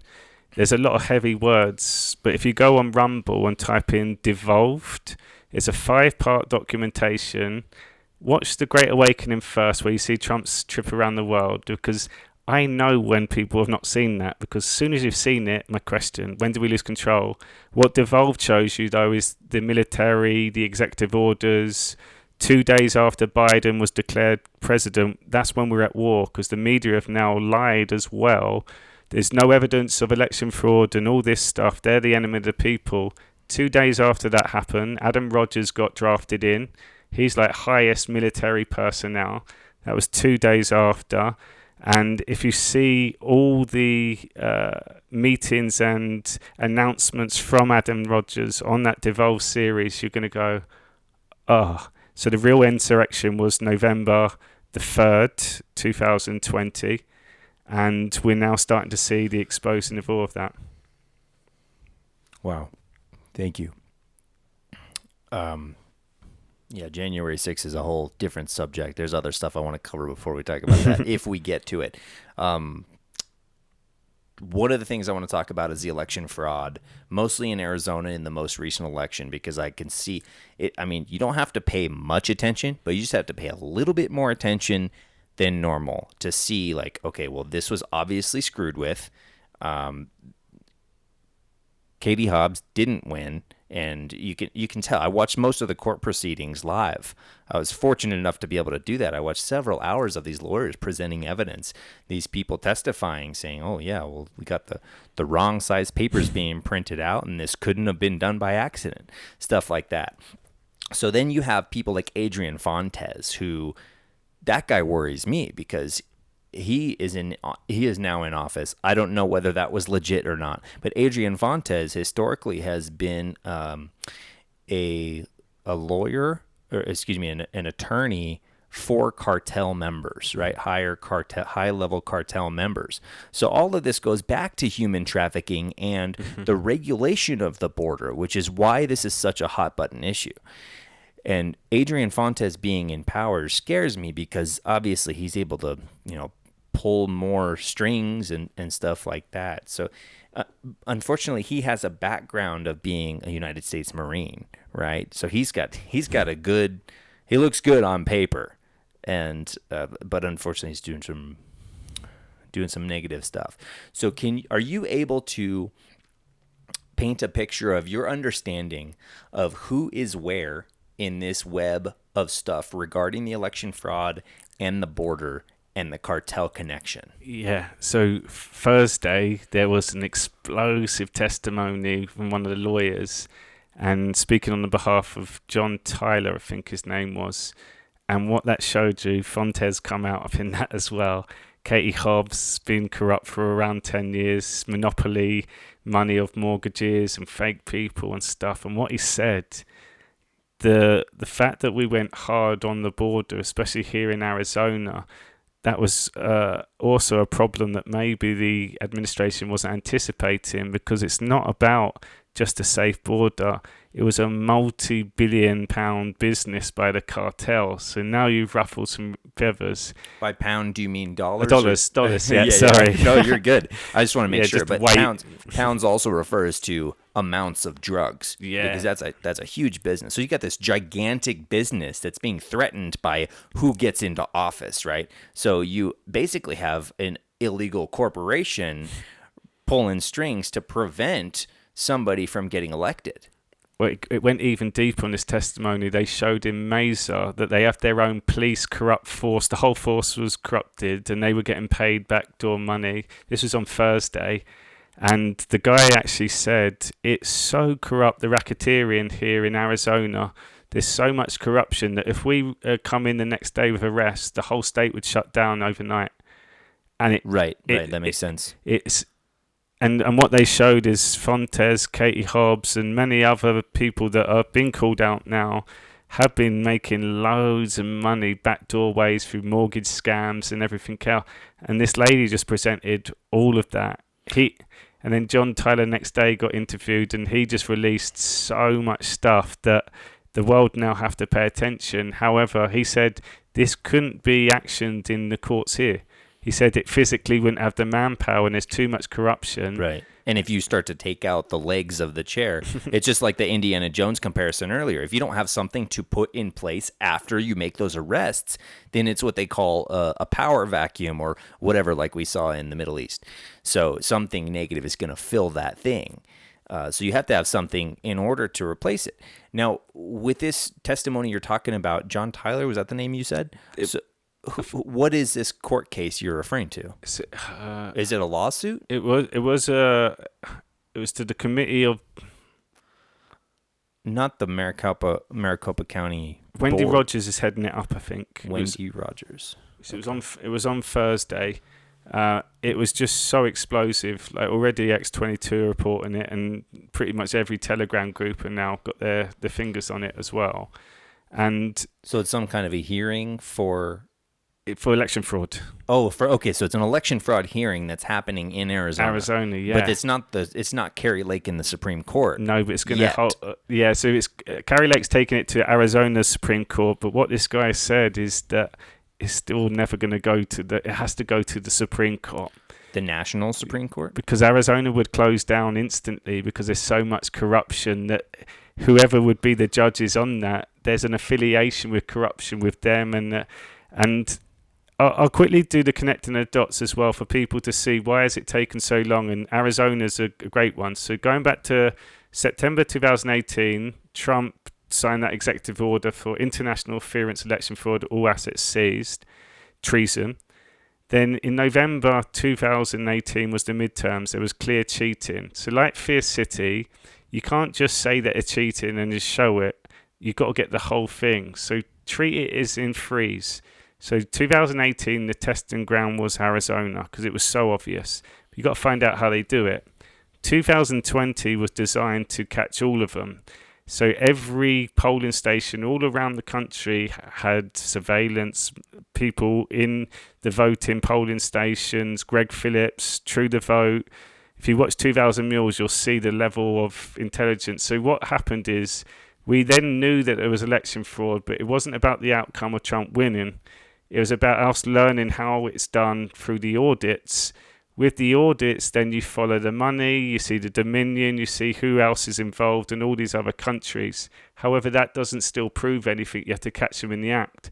So 2022 midterms, we now know how they do it all, but we're also monitoring in live time all the backdoor interference with the hacking and the servers, and Mike Lindell even had lifetime watching it, and now we caught them all.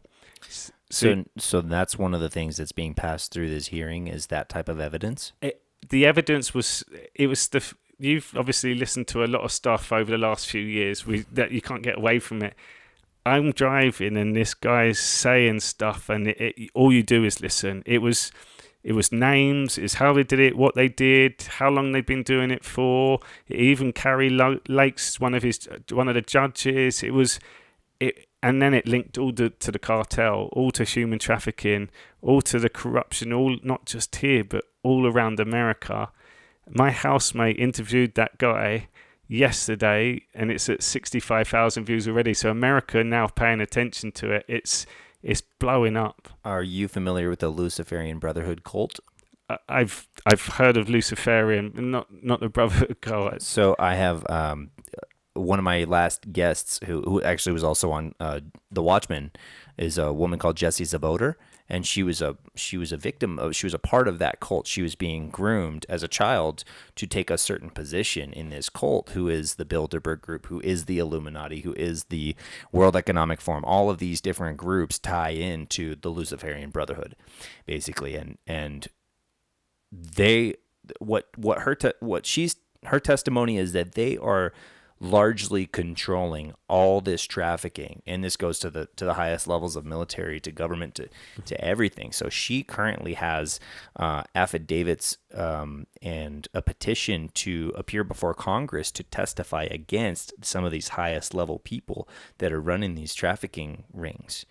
So that's currently in Congress, awaiting whether or not they're going to see her. So it's crazy. It's the level of this stuff is massive and insane. It blows my mind how many people are involved in wanting to like screw kids. I don't get it, but it's sad and it's scary, and I'm really glad it's coming to light. Mm-hmm. And these people will never be able to walk in the light again. Another thing to pay attention to is MS-13, which Trump eradicated. If people realized how bad these people were, they're in El Salvador now. Go and look at the high max prisons that have been set up. You'll see it's a monstrosity of these facilities where it's almost impossible. They said it's impossible to escape. And all MS-13 have been cleared up over the last however many years. And he signed the Remain in Mexico deal, and it's amazing what they've done. But that was ruthless people. Yeah, I remember from actually when I was a teenager, I was interested in becoming a police officer, so I would do ride-alongs, stuff like that, and a lot of the information that they said was about MS-13, how to recognize them, tattoos, stuff like that. In the level, they were the highest level of problem at that time. So you're saying Trump cleared them up? How does one do that? I don't know a lot about cartels, but I know enough to be afraid, basically. So how would you clear out a cartel? And if that's the case, who's moving the fentanyl? So it's still a lot of people coming through, but it's now exposing, because a lot of the governments and the CIA and stuff were all involved with these operations. So it's almost, you're trying to funnel to find out where are these sources coming from. One of the things that people pay attention to with Trump's executive orders is go on that website again and type in sanctions. And he had sanctions on every country, of terrorist countries and places like Venezuela. And one of the things was any payment above 10 million going in or out the country would always have to go through the administration first of all. So he stopped money laundering straight away. The border that he put up, the most crime areas the cartel runs was either side of the border. Straight away that then impacts their business, and also safens up their side by the border as well. So this money laundering is basically illegal money moving through legal channels, right? So if you're going to put a sanction or a regulation basically on this international movement of money through a legal channel, that's preventing that illegal money from moving. Okay, so then you'd have to start doing it $9 million at a time so it doesn't get caught. Yeah. Interesting. Wow. Okay. So he had sanctions on I could name Yemen, Syria, Venezuela, Iraq, Iran, Ukraine, Russia, China, like loads, So he North put Korea. sanctions on all these people because of human trafficking money? Well, think about every time you heard drug trafficking in the news, that also means human trafficking. Yeah. However, this is the bit where I'd say stomach. For every drug that gets passed around, it gets used once and it's gone. For every kid that gets passed around, they get reused again and again and again. And it was one of the biggest money making, apart from war and arms. Human trafficking was one of the biggest money making businesses. It's so evil. And one kid retail price would have been about £10,000. So people could kidnap 3 kids and make. So then you go to these countries where they go into villages and steal. And there's a guy that to follow, Adam Whittingham. He's a hero of mine. He goes into these places like Uganda and he catches all these evil people where they kidnap kids and harvest their organs and some of the work. But he educates you, roof truths. Like, mum and dads, pay attention. Stop posting your kids with emojis covering their private bits because these pedophiles can see it. Like, it's deep. However, we need that awareness because we live in so much fear now. You would never even let your kid out on the street half the time now. When we were growing up, That's all you did. That's all you did. You go run around with your friends. And because we're aware of the evil, now we're limiting our experience as a human. Just know once that changes, it's all going to change. But everyone's now going to be paying attention to strangers, knowing that we've all been in this battle of the deepest evil ever. Now it's now time to really change. Like, it's a second chance at life for all of us. However, Trump even said he's going to call the death penalty for human traffickers and drug traffickers. He said overnight crime will go down by 75%. As long as we have something in place to replace those who get taken out, which is okay. So, that's where I'm at. Yeah, it's the human trafficking element to it is, if people can just get their head around they're that evil, like, then you can accept all the other crimes that keep going on. Like, they're charging us carbon tax. You can't even see it. It's invisible, and you're paying for something that is made up. Yeah. Yeah, why would they do that to us? They rape kids. Yeah, what else? What won't they do once you get to that point? But the thing is, if there's going to be any kind of a change, then people need to pay attention. They need to give their attention to things that they care about. And if they care about their kid not being kidnapped or taken by CPS and moved through these trafficking channels, then, I mean, not just that, but anything you don't want to. If you don't want bad things to happen, then you have to pay attention and you have to give part of your energy to preventing those things from happening. That's part of voting. You vote with your votes, you vote with your dollars, you vote with your attendance to certain places, you vote by boycotting certain things. It's really up to us. All of this is in the power of the people, the hands of the people. So when you say things like, okay, if you took out all these people, then you wouldn't have a state anymore.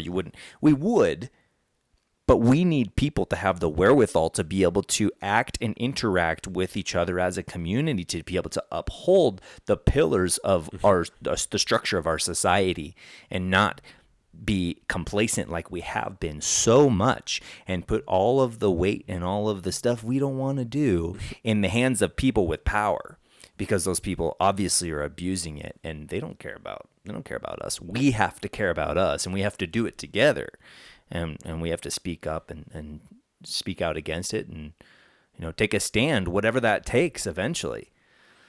And that's what I love being in Arizona. That's what I've seen. And the beautiful thing is, I've been on the ground and I've been working with people. So the day I got here, I went straight to the midterm Republican Party. I saw Carrie Lake talk. However, I was disappointed because I'm there for the midterms and David Fetterman's just won Pennsylvania. And I'm looking around and everyone's dancing, they're drunk. And I'm like, look what's going on. We're seeing cheating. So I was a bit disappointed. So I sat on my lap the next day. I'm like, am I even in the right place? And I type on my laptop, MAGA Trump Arizona. A Trump Fridays meetup group was literally 5 minutes from where I was. And then I went there and I found my tribe all of a sudden. And what I saw in 2020, you had a 96-mile Trump train of cars in Arizona 3 weeks before the election. Type it in on Google. Is amazing. Like, Don't use Google. Type it in a different search engine. yeah, No offense. Google censors things, obviously, because they're saying that boys can menstruate the same as girls. It's true. That you can look at Google and it'll tell you. yeah. Anyway, sorry. Distraction. So they had a 96-mile through Arizona. It was just car after car for 96 miles. Holy crap. It was mind-blowing seeing that, and that was just on a random day that Patriots just all come out together. 3 weeks later, Biden had won, considering Trump had won 2016 in Arizona. So what happened was the people now experience this cheating, obviously can see it all, and the people now decide to get involved with politics. So what I've experienced, and why has it been taking so long, what we were just saying, we need the right people in. You have people at the county level, which the world are not being shown. That now makes a difference to your life. That impacts the changes that take place. You've got regular people all in the positions now, and not only that, they're paying attention to what is needed to be done, what is being done, and also calling out bullshit when it's not being done.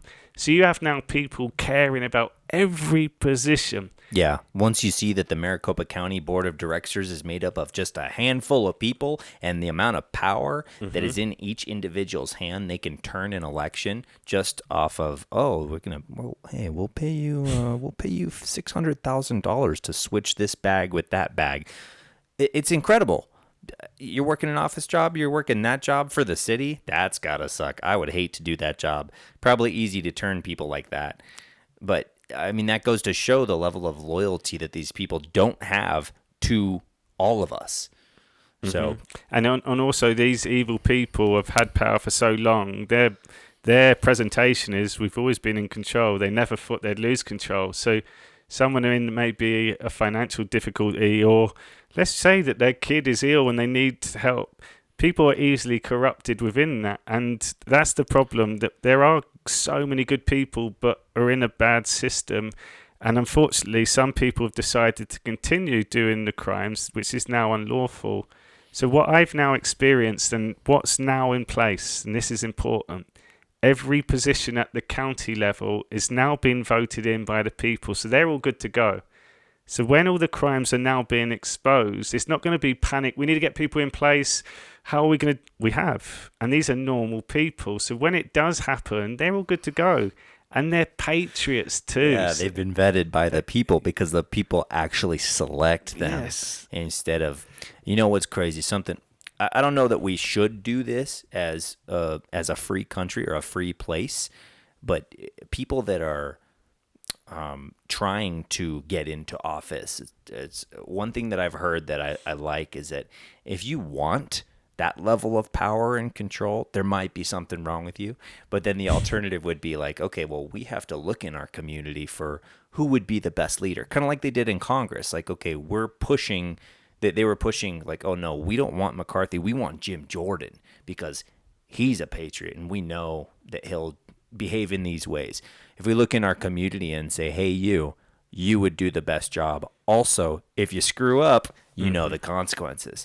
Right now, we don't have those kinds of consequences, unfortunately.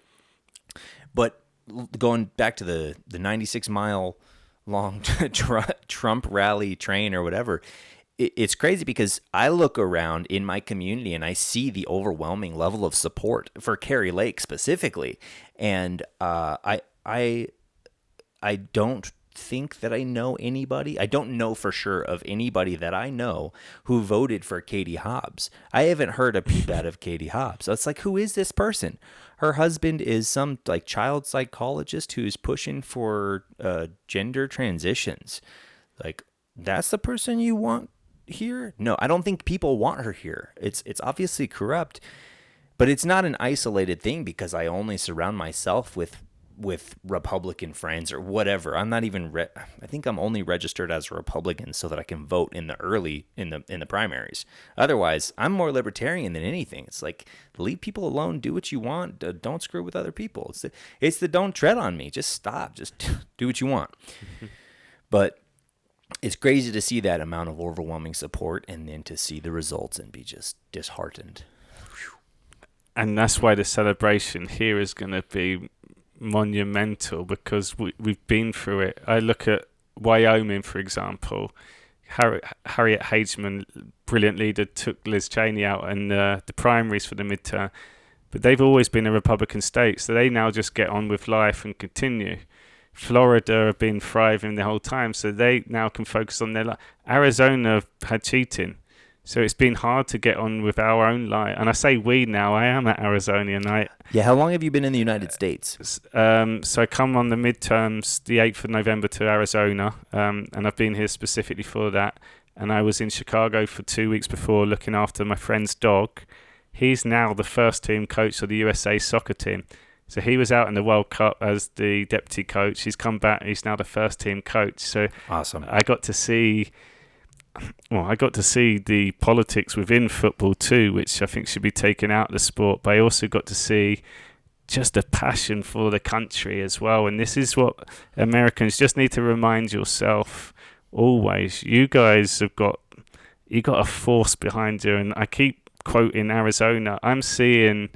I've been on the ground in UK. We've gone round closing vaccination centres, loads of school rollout system. We've done everything in the UK from that level. So you've only been in the United States post-COVID. Is that right? Yeah, I was in Okay, Brazil. I was in okay. Brazil for COVID. I was out there for 5 months, and then I spent a year at my mum and dad's that moved. But prior to that, you've been in the UK your whole life? Mm-hmm. Okay, so my question is like, what do you care? Why do you care about the United States or Arizona? You're not even from here. Your whole life you've been somewhere else. So why, I guess, why did you stay here? You seem to be affected by the patriotism and the spirit of America.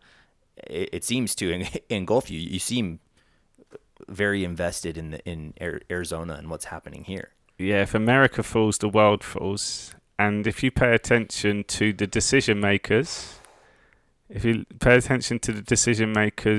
COVID as an example, all stem from America. So everything starts and ends here. And a lot of people are only being shown one narrative. So half of my job over the last 4 years has been educating on Donald Trump. Because in the UK, they hate Trump. If you're awakened, you hate Trump. That is kind of... By awakened, you mean like woke? Not even woke, like awake to the truth that there is all these evil, but yet still can't accept that there's good people fighting for us. So it's either one or the other in the UK, whereas in America, you're anti-establishment, but also you have rhinos that are also playing the role. So you have another level of confusion that you have to get round first of all. So paying attention to that, and also if you end human trafficking and you end wars, my life changes for the best dramatically. My role is to be on stage around the world and share a message of love and truth and going within. But you can never be fully present. People say that they can if you don't know what's outside of you. To be fully present, you have to know the outside world is okay, which it is amazingly okay, which allows you to go really deep within and actually be in a safe space to create. Yeah, to be safe within yourself, walking in the world. Yeah, Man, that's awesome. So, welcome to the United States. Welcome to Arizona. Yeah, I love this place. I grew up in this place, and I'd die for it. Now, when it comes to guns, where are you at with guns? Because I know that the laws in the UK are pretty strict. Yeah, so all you need to do is watch Sons of Liberty, and it goes back to the American independence, and you see how the same story is, we have a king, you obey his rules, or you pay tax, or we take your possessions, or we take your property. That was going on back then, and the Boston Tea Party and all these stories and how they created the Constitution, then it makes sense of... If you go back to olden times and you're traveling through the woods on your horses and two men come out, they're going to shoot you. Yeah. So you need protection. Yeah. And that's where bear arms, the Second Amendment right, is so important. However, I've been brought up in this is what people don't understand, and it's really shocked me. I lived in the UK. Arizona is bigger than the UK. In London, there's more people than Arizona. So there's 8 million people in London. You have 7 million people in London, but you're Arizona. in Arizona. Yeah. Yeah. So we got 68 million people on our whole island, and Arizona's bigger. So it's really hard to deceive anyone because we're all in close proximity. We've all had war. Whereas over here, you could go and target a community and you could trap them quite easily because there's so much space to manipulate and to deceive people. So to take that account, there's so many people in the UK. In Arizona is one state. You have 50 states, and most of them are the size of the UK. Yeah. So for one person to be able to man all that, it doesn't make any sense anyways. This is why the county levels are so important. However, that doesn't sell when you say it on the news that Yeah. county district L3 or well, Right. doesn't mean anything for anyone else, but it does. It's so much more important than the national level, though. Yeah, we give we give the majority of our attentions to presidency, Congress, Senate, all of these gigantic, these a small group of people that control a huge amount of things. But what's the most important, and at the end of the day, when it boils down to it, it's your local government, your local community, your neighborhood, your county. Those are the ones who are going to be in control. Because if the federal government fails, or if we get invaded and we're disconnected or put into a state of chaos from the control or the order of the government, the federal government, then it's like, okay, well, I hope you know your neighbors. I hope you guys have some sort of a local infrastructure, and I hope you can trust your local government. So, And that's what was really surprising in Chicago. I knew it was a very democratic state, a lot of liberals. However, it was so divided. There was no. I went straight into the Trump Tower. I was living on that road, and I went in. And I was like, "Where's the patriots? Where's the communities?" And they didn't have a clue. And really? I didn't meet one patriot in Chicago. I was looking after dogs the time I was out there, so I didn't really get to explore as much as I could. But in central Chicago, it was just everyone on their own world. There was no community. Come to Arizona, where I've got to be blessed with meeting loads of people. They've all got projects going on. They're all happy. We spoke about church earlier as well. Just the community aspect on that and having faith, that's magical. So this is what is going to change the world, but it's allowing people to see, look, these things are the most meaningful things in life, Yeah. and this is what's going to build the foundation going forward for the future generation. Yeah. Man, it's beautiful, beautiful.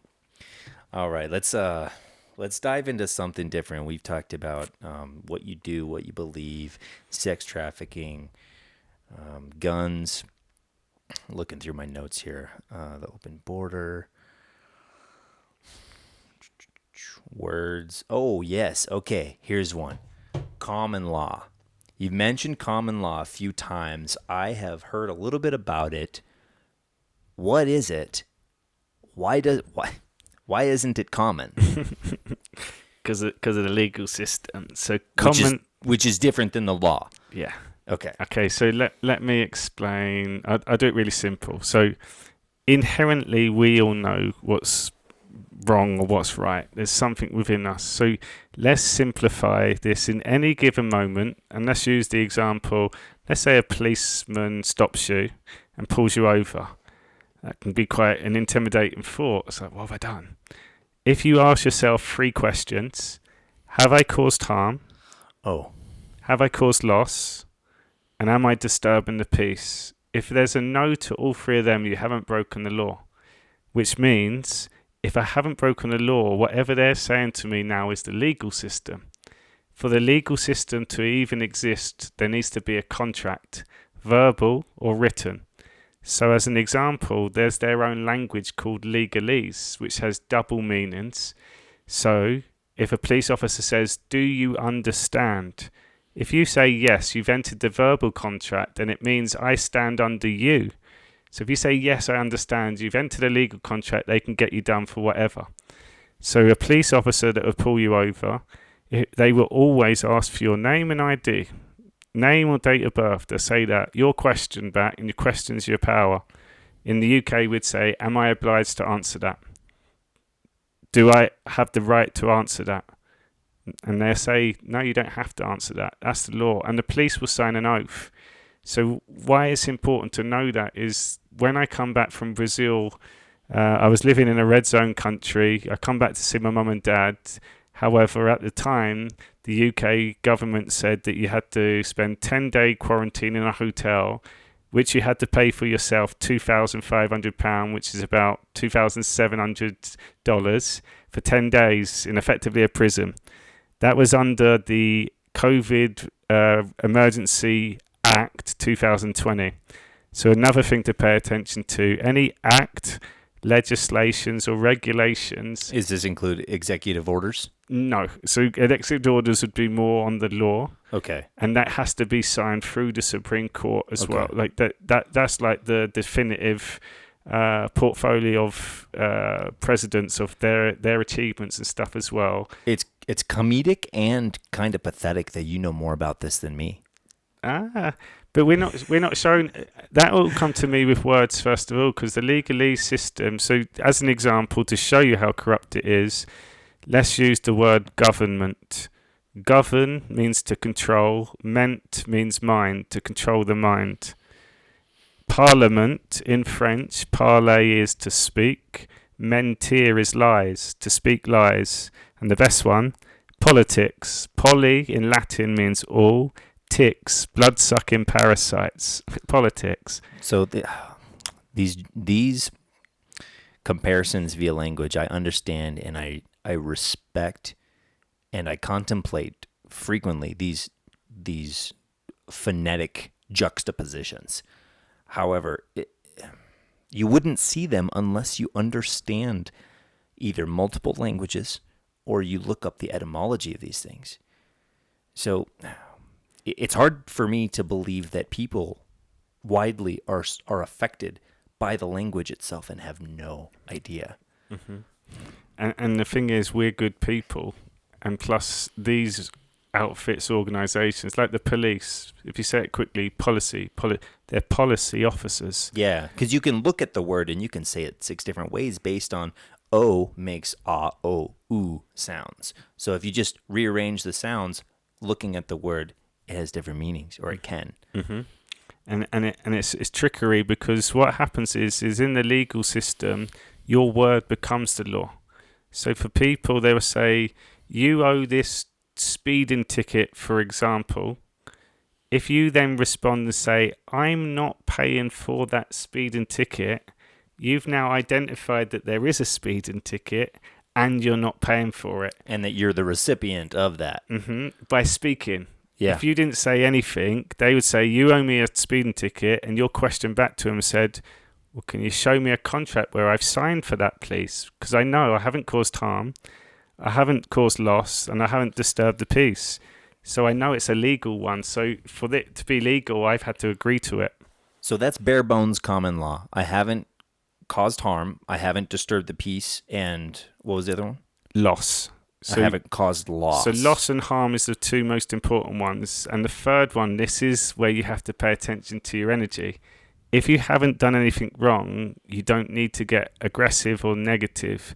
The moment you let that go gives them the opportunity to arrest you for getting angry, getting disruptive. And they use that as their ploy, because they will come over to you to start with, like when they unlawfully arrested me at the airport. I refused to go back and I documented the whole thing. However, I knew my rights to the point where I'm reading out their rights to them. I led them down it. Everything works in the power of 3. So they would ask for my name, and I said, I refuse to give my name. Can I have your name, please? Where is this? This was at Heathrow Airport, coming back from Brazil. And I managed to get my way all the way back. Who are you speaking with? So at first it was the immigration. They wouldn't let me into my own country because I hadn't booked into a hotel. My one question, well, what law is that? It's the Emergency COVID Act. What law is that? Well, you're not coming into the country. I said, well, you're keeping me prisoner now. You're going to have to get the police. So I was prepared for this.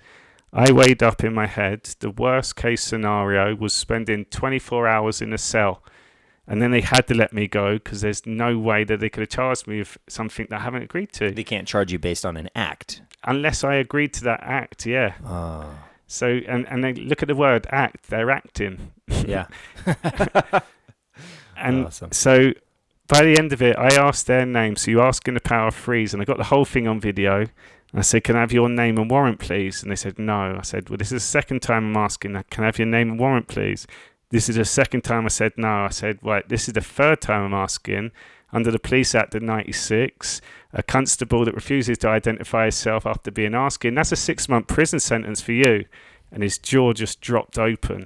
So now I've got his attention, and I got it all on camera. I said, "Are you acting under oath right now?"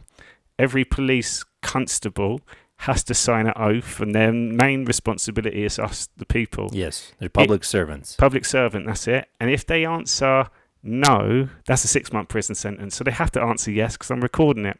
Which then led me into the third bit. I said, "Right, let me tell you your rights now. Under the Criminal Justice Act 2015, Section 26, subsection 3, I said a constable that refuses, that acts in his or her powers and privileges knowingly, so they know I haven't broken any law, they are acting under oath." I said, "That's a 14-year prison sentence." Because they're trying to flex their power upon you. That's oppression. Yeah, they got fancy dress on, and now they're intimidating you with it. Right. So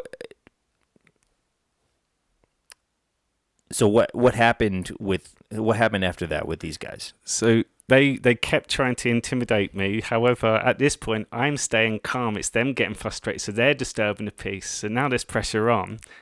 They unlawfully arrested me, and on the video they took it in turns. They just assumed I would have caved in, even to the point they put me in a cell, and for every hour that I was in the cell, I was invoicing them for £1,000. How do you do that? I don't think we could do that in America. You could still put the wheels in motion. So this is what we're seeing now, is that the powers that be, they don't look after the people, and you're seeing that even Arizona court, it just gets dismissed. It's only now we're seeing at the Supreme Court, like Title 42, Roe versus Wade, that things are actually starting to happen, because Trump reorganized the judges and stuff in there, and it's in favor now 5-4 to the Patriots. However, for the military to come in, it would only count if the people had exhausted all avenues. So in the UK, for example, we went round to every school and we served them papers in freeze. The first one, you're committing crimes against humanity, genocide, and we had documentation at that time. If you continue doing this, you're now breaking the law and you're complicit with crimes against humanity. That's life in prison.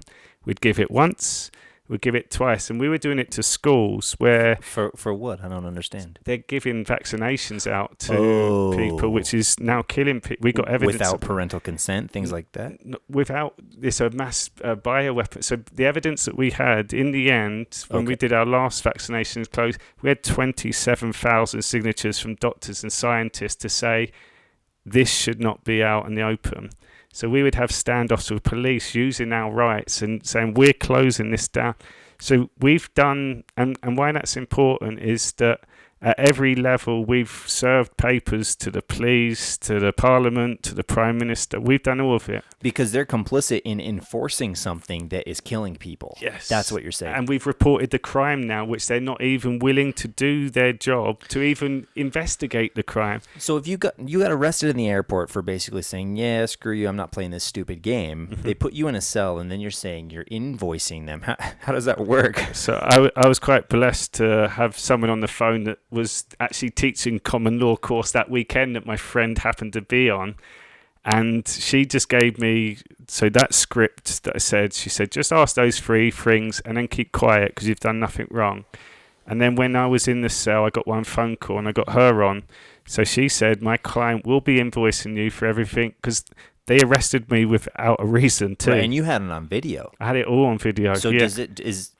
Would they take this to a court like they would in the U.S.? So we got to the stage where, because it was the law, it wouldn't get, if they wouldn't be able to take it to a legal court because they'd have no legs to stand on. Exactly. So we then were working with people that now set up what we call the community courts, which is done based on law, and any legal jurisdiction can be transferred over to that. So the wheels are in motion. It's not a full proven process, but what it was showing people, I didn't care about the money at that point. It was a point to prove is that, no, we can fight back at every point of this. and knowing that the worst case scenario, if you've done no wrong, is 24 hours in a cell, which you can invoice back for, and it's quite an expensive day for them. So it's to weigh it up. I could have spent £2,500 being in a hotel quarantine for 10 days, or be quite rich in a cell. £24,000 later because they arrested you with no legal ground. Mm-hmm. So that's the law over there. If they arrest you unlawfully, you can charge them by law. And do that with the Constitution too. Wait, like the American Constitution? Of course you can. This is what all this whole war comes back to. You're going to see the importance of going back to the independence, how important those words were. Are you familiar with Russell J. Gold, the Postmaster General? Not too sure. I'm good with faces, not names. Right on. Okay, different subject. It's about, he kind of talks about, I guess, common law and more about admiralty law. And maritime law as well. Yes, those types of things. Different subject, well, kind of related, but we won't talk about him. So as far as common law, there's those three basic things. If I haven't done any of those three things, then basically I haven't done anything wrong, and you don't have any lawful or legal ground to do anything. But if you've broken a law, like if you, let's say, speeding, that's not the law though. So here's another one. And again, I don't encourage people to speed. However, driving is a legal one. So again, your words. If anyone pulled you over, they'll say to you, "Do you know why I pulled you over?"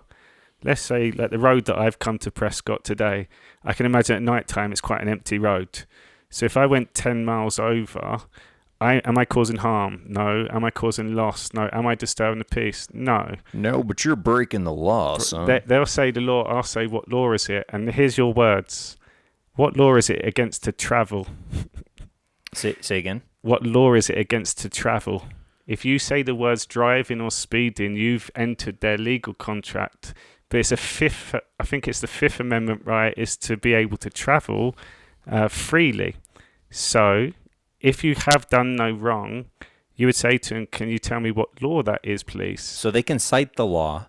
They could cite the legal system, but you don't acknowledge it with your words. So you can get out. So any speeding ticket you get, I used to help people get out of those parking tickets and stuff as well, because it's words. Because they don't use the word travel, and the word travel is what's written into the constitutional amendment. It's like bearing arms, not guns. Okay, so it's protected, and they're trying to use different words to trap you. And you agree to those words. That's so interesting. So cannabis, for example. Yeah. If anyone referred to it, it's not cannabis, it's plant medicine. Yes. And you say, what law is it against plant and medicine? There's no law. And if you actually look, I know it's legalizing out now, and this is going to shock the world when we see the importance of hemp as well. And it would save the trees, all cars, plastics, houses, all be moving for hemp. So many applications. Do you know what makes cannabis legal? What makes it legal? Yeah, so again, just to show people, because it's a plant to start with, and it's got healing. Again, the people I work with, we saw all magic there, and to make it in the UK, it's legal to grow free plants.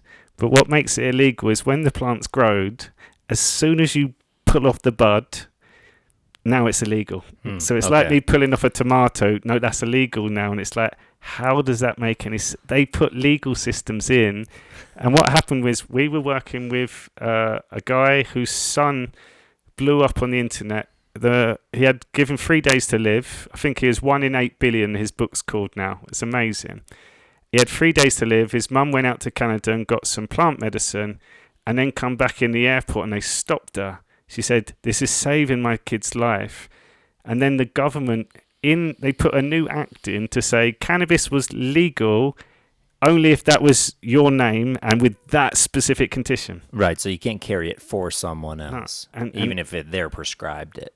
Yeah. Wow, even if they're bedridden and prescribed it. And that shows you the corruption. It's not about healing people. It's about empowering the evil people with more money and control. Exactly. That's what I was going to say. It's about profit. Yeah, because the only reason that they're making it illegal is because they can profit from it, which is, for now, that's fine. It's moving in a better direction. Definitely. Yeah. So going back to common law, overall, common law doesn't seem like it's going to be a helpful thing to most people's daily life. in the instance we gave was a speeding ticket, right? But common law might, in that type of situation, cause you more time constraint and trouble than it's worth. So you kind of have to pick your battles with that, right? So if it boils down to something different, like maybe let's say martial law or something heavy, something more like that. Well, then whether you hold to the Constitution or not, you have an inherent, inalienable right that you were born with to life, to defend your own life. And so that, how would that relate to common law in your understanding? For me, like, don't worry about all the different. It's just knowing what your truth is, and the reason why I say that is then when you're met with words, and I used a police officer as that's quite easy to imagine, but let's say the medical system, when they encourage you or recommend you have a further treatment or there's a punishment, if you've done no law, you just say to them, what law is that, please? And you don't have to ever change that question, because it's not you having to defend it, it's them having to tell you why you need to. So all it helps allow people is be the observer of the energy, because they'll meet you with fear and intimidation, they'll push your buttons, but if you know you haven't done anything wrong, it's like using that cancer analogy again. Everyone's entitled to an opinion. As long as it doesn't affect your energy, you do the same when it comes to the law as well. So again, my whole outlook is simplifying it. It's just knowing your truth and then just stand on that, and then you'll get your answers that come from it. That's where you got to put in those reps of meditation and protecting your energy and knowing how to stay calm in a situation where people are pushing your buttons. That's scary stuff, man. It's when it gets real, like you start shaking and stuff, you get real scared. It can get intense. Well, that common law, I think, is the last thing that I had written down. So if there's anything else that you want to talk about or cover, have at it. Or yeah. Yeah, I guess my favourite thing now is the words that we speak and just bringing awareness to that. And the English language is a very deceptive one as well. And you saw the video that you mentioned earlier. Our common words that we use actually have a negative connotation to it. And if we're not aware of it, a lot of it symbolises death. So if you start with the words, so we are our higher self. What's the opposite of high? Low. And what's the worst thing on earth? If you got heaven, what's the opposite of heaven? Hell. Hell low. So hello. we start, rather than saying higher, we say hell low. And then you say good morning. Morning is something that you do at a funeral when you mourn. Then you got days in a week. A days is when you're a bit tired. The week, it means you're weak. Not strong. Not strong. At the end of the week, you're weakened. It's the weekend. Yeah, because you've been at your job all week, giving your energy to something else. And your job in Hebrew means persecuted. Isn't that fascinating? When you know about the book of Job in the Bible? I've been told to read that next as well. Interesting how that it connects. And that's the beauty of it, is again, truth's timeless, and you can take it back and manage to overlap certain things where it's exactly the same meaning to it. And then I like the last one was, after 10 years, you've reached a decade, you're decayed. Yeah. So just these words they put in, and the English language puts a lot of spells on us from that vibrational state that if we're not paying attention, again, we're just putting these, I guess, traps on us in terms of energy.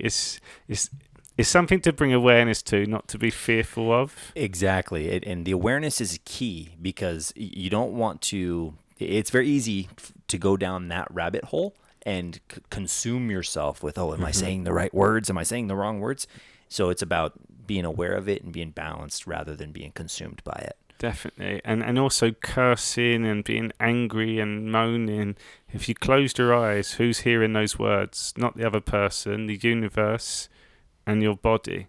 So it's almost think, if you're swearing about other people, just know at a deeper level that you'll put that out, it will come back, and your body will manifest that as well. So it's just bringing awareness to things like that. And then when you have a choice, then you'll see that your body will be in more harmony when you speak with love. Yes. Yes. Well, thank you so much, Harry. I really appreciate this conversation. I'd love to do it again sometime in the future. Yeah, for sure. And thank you so much for inviting me on. Absolutely. That was Harry the Soul Coach. You can find him on his website at harrythesoulcoach.com. You can also find him on Instagram at Harry the Soul Coach and Rumble and several other platforms at the same handle. So go ahead and check him out. Follow him if you like him. And all of the things that we talked about, the links will be in the show notes to as many of the things I can find. Thank you, and see you next time.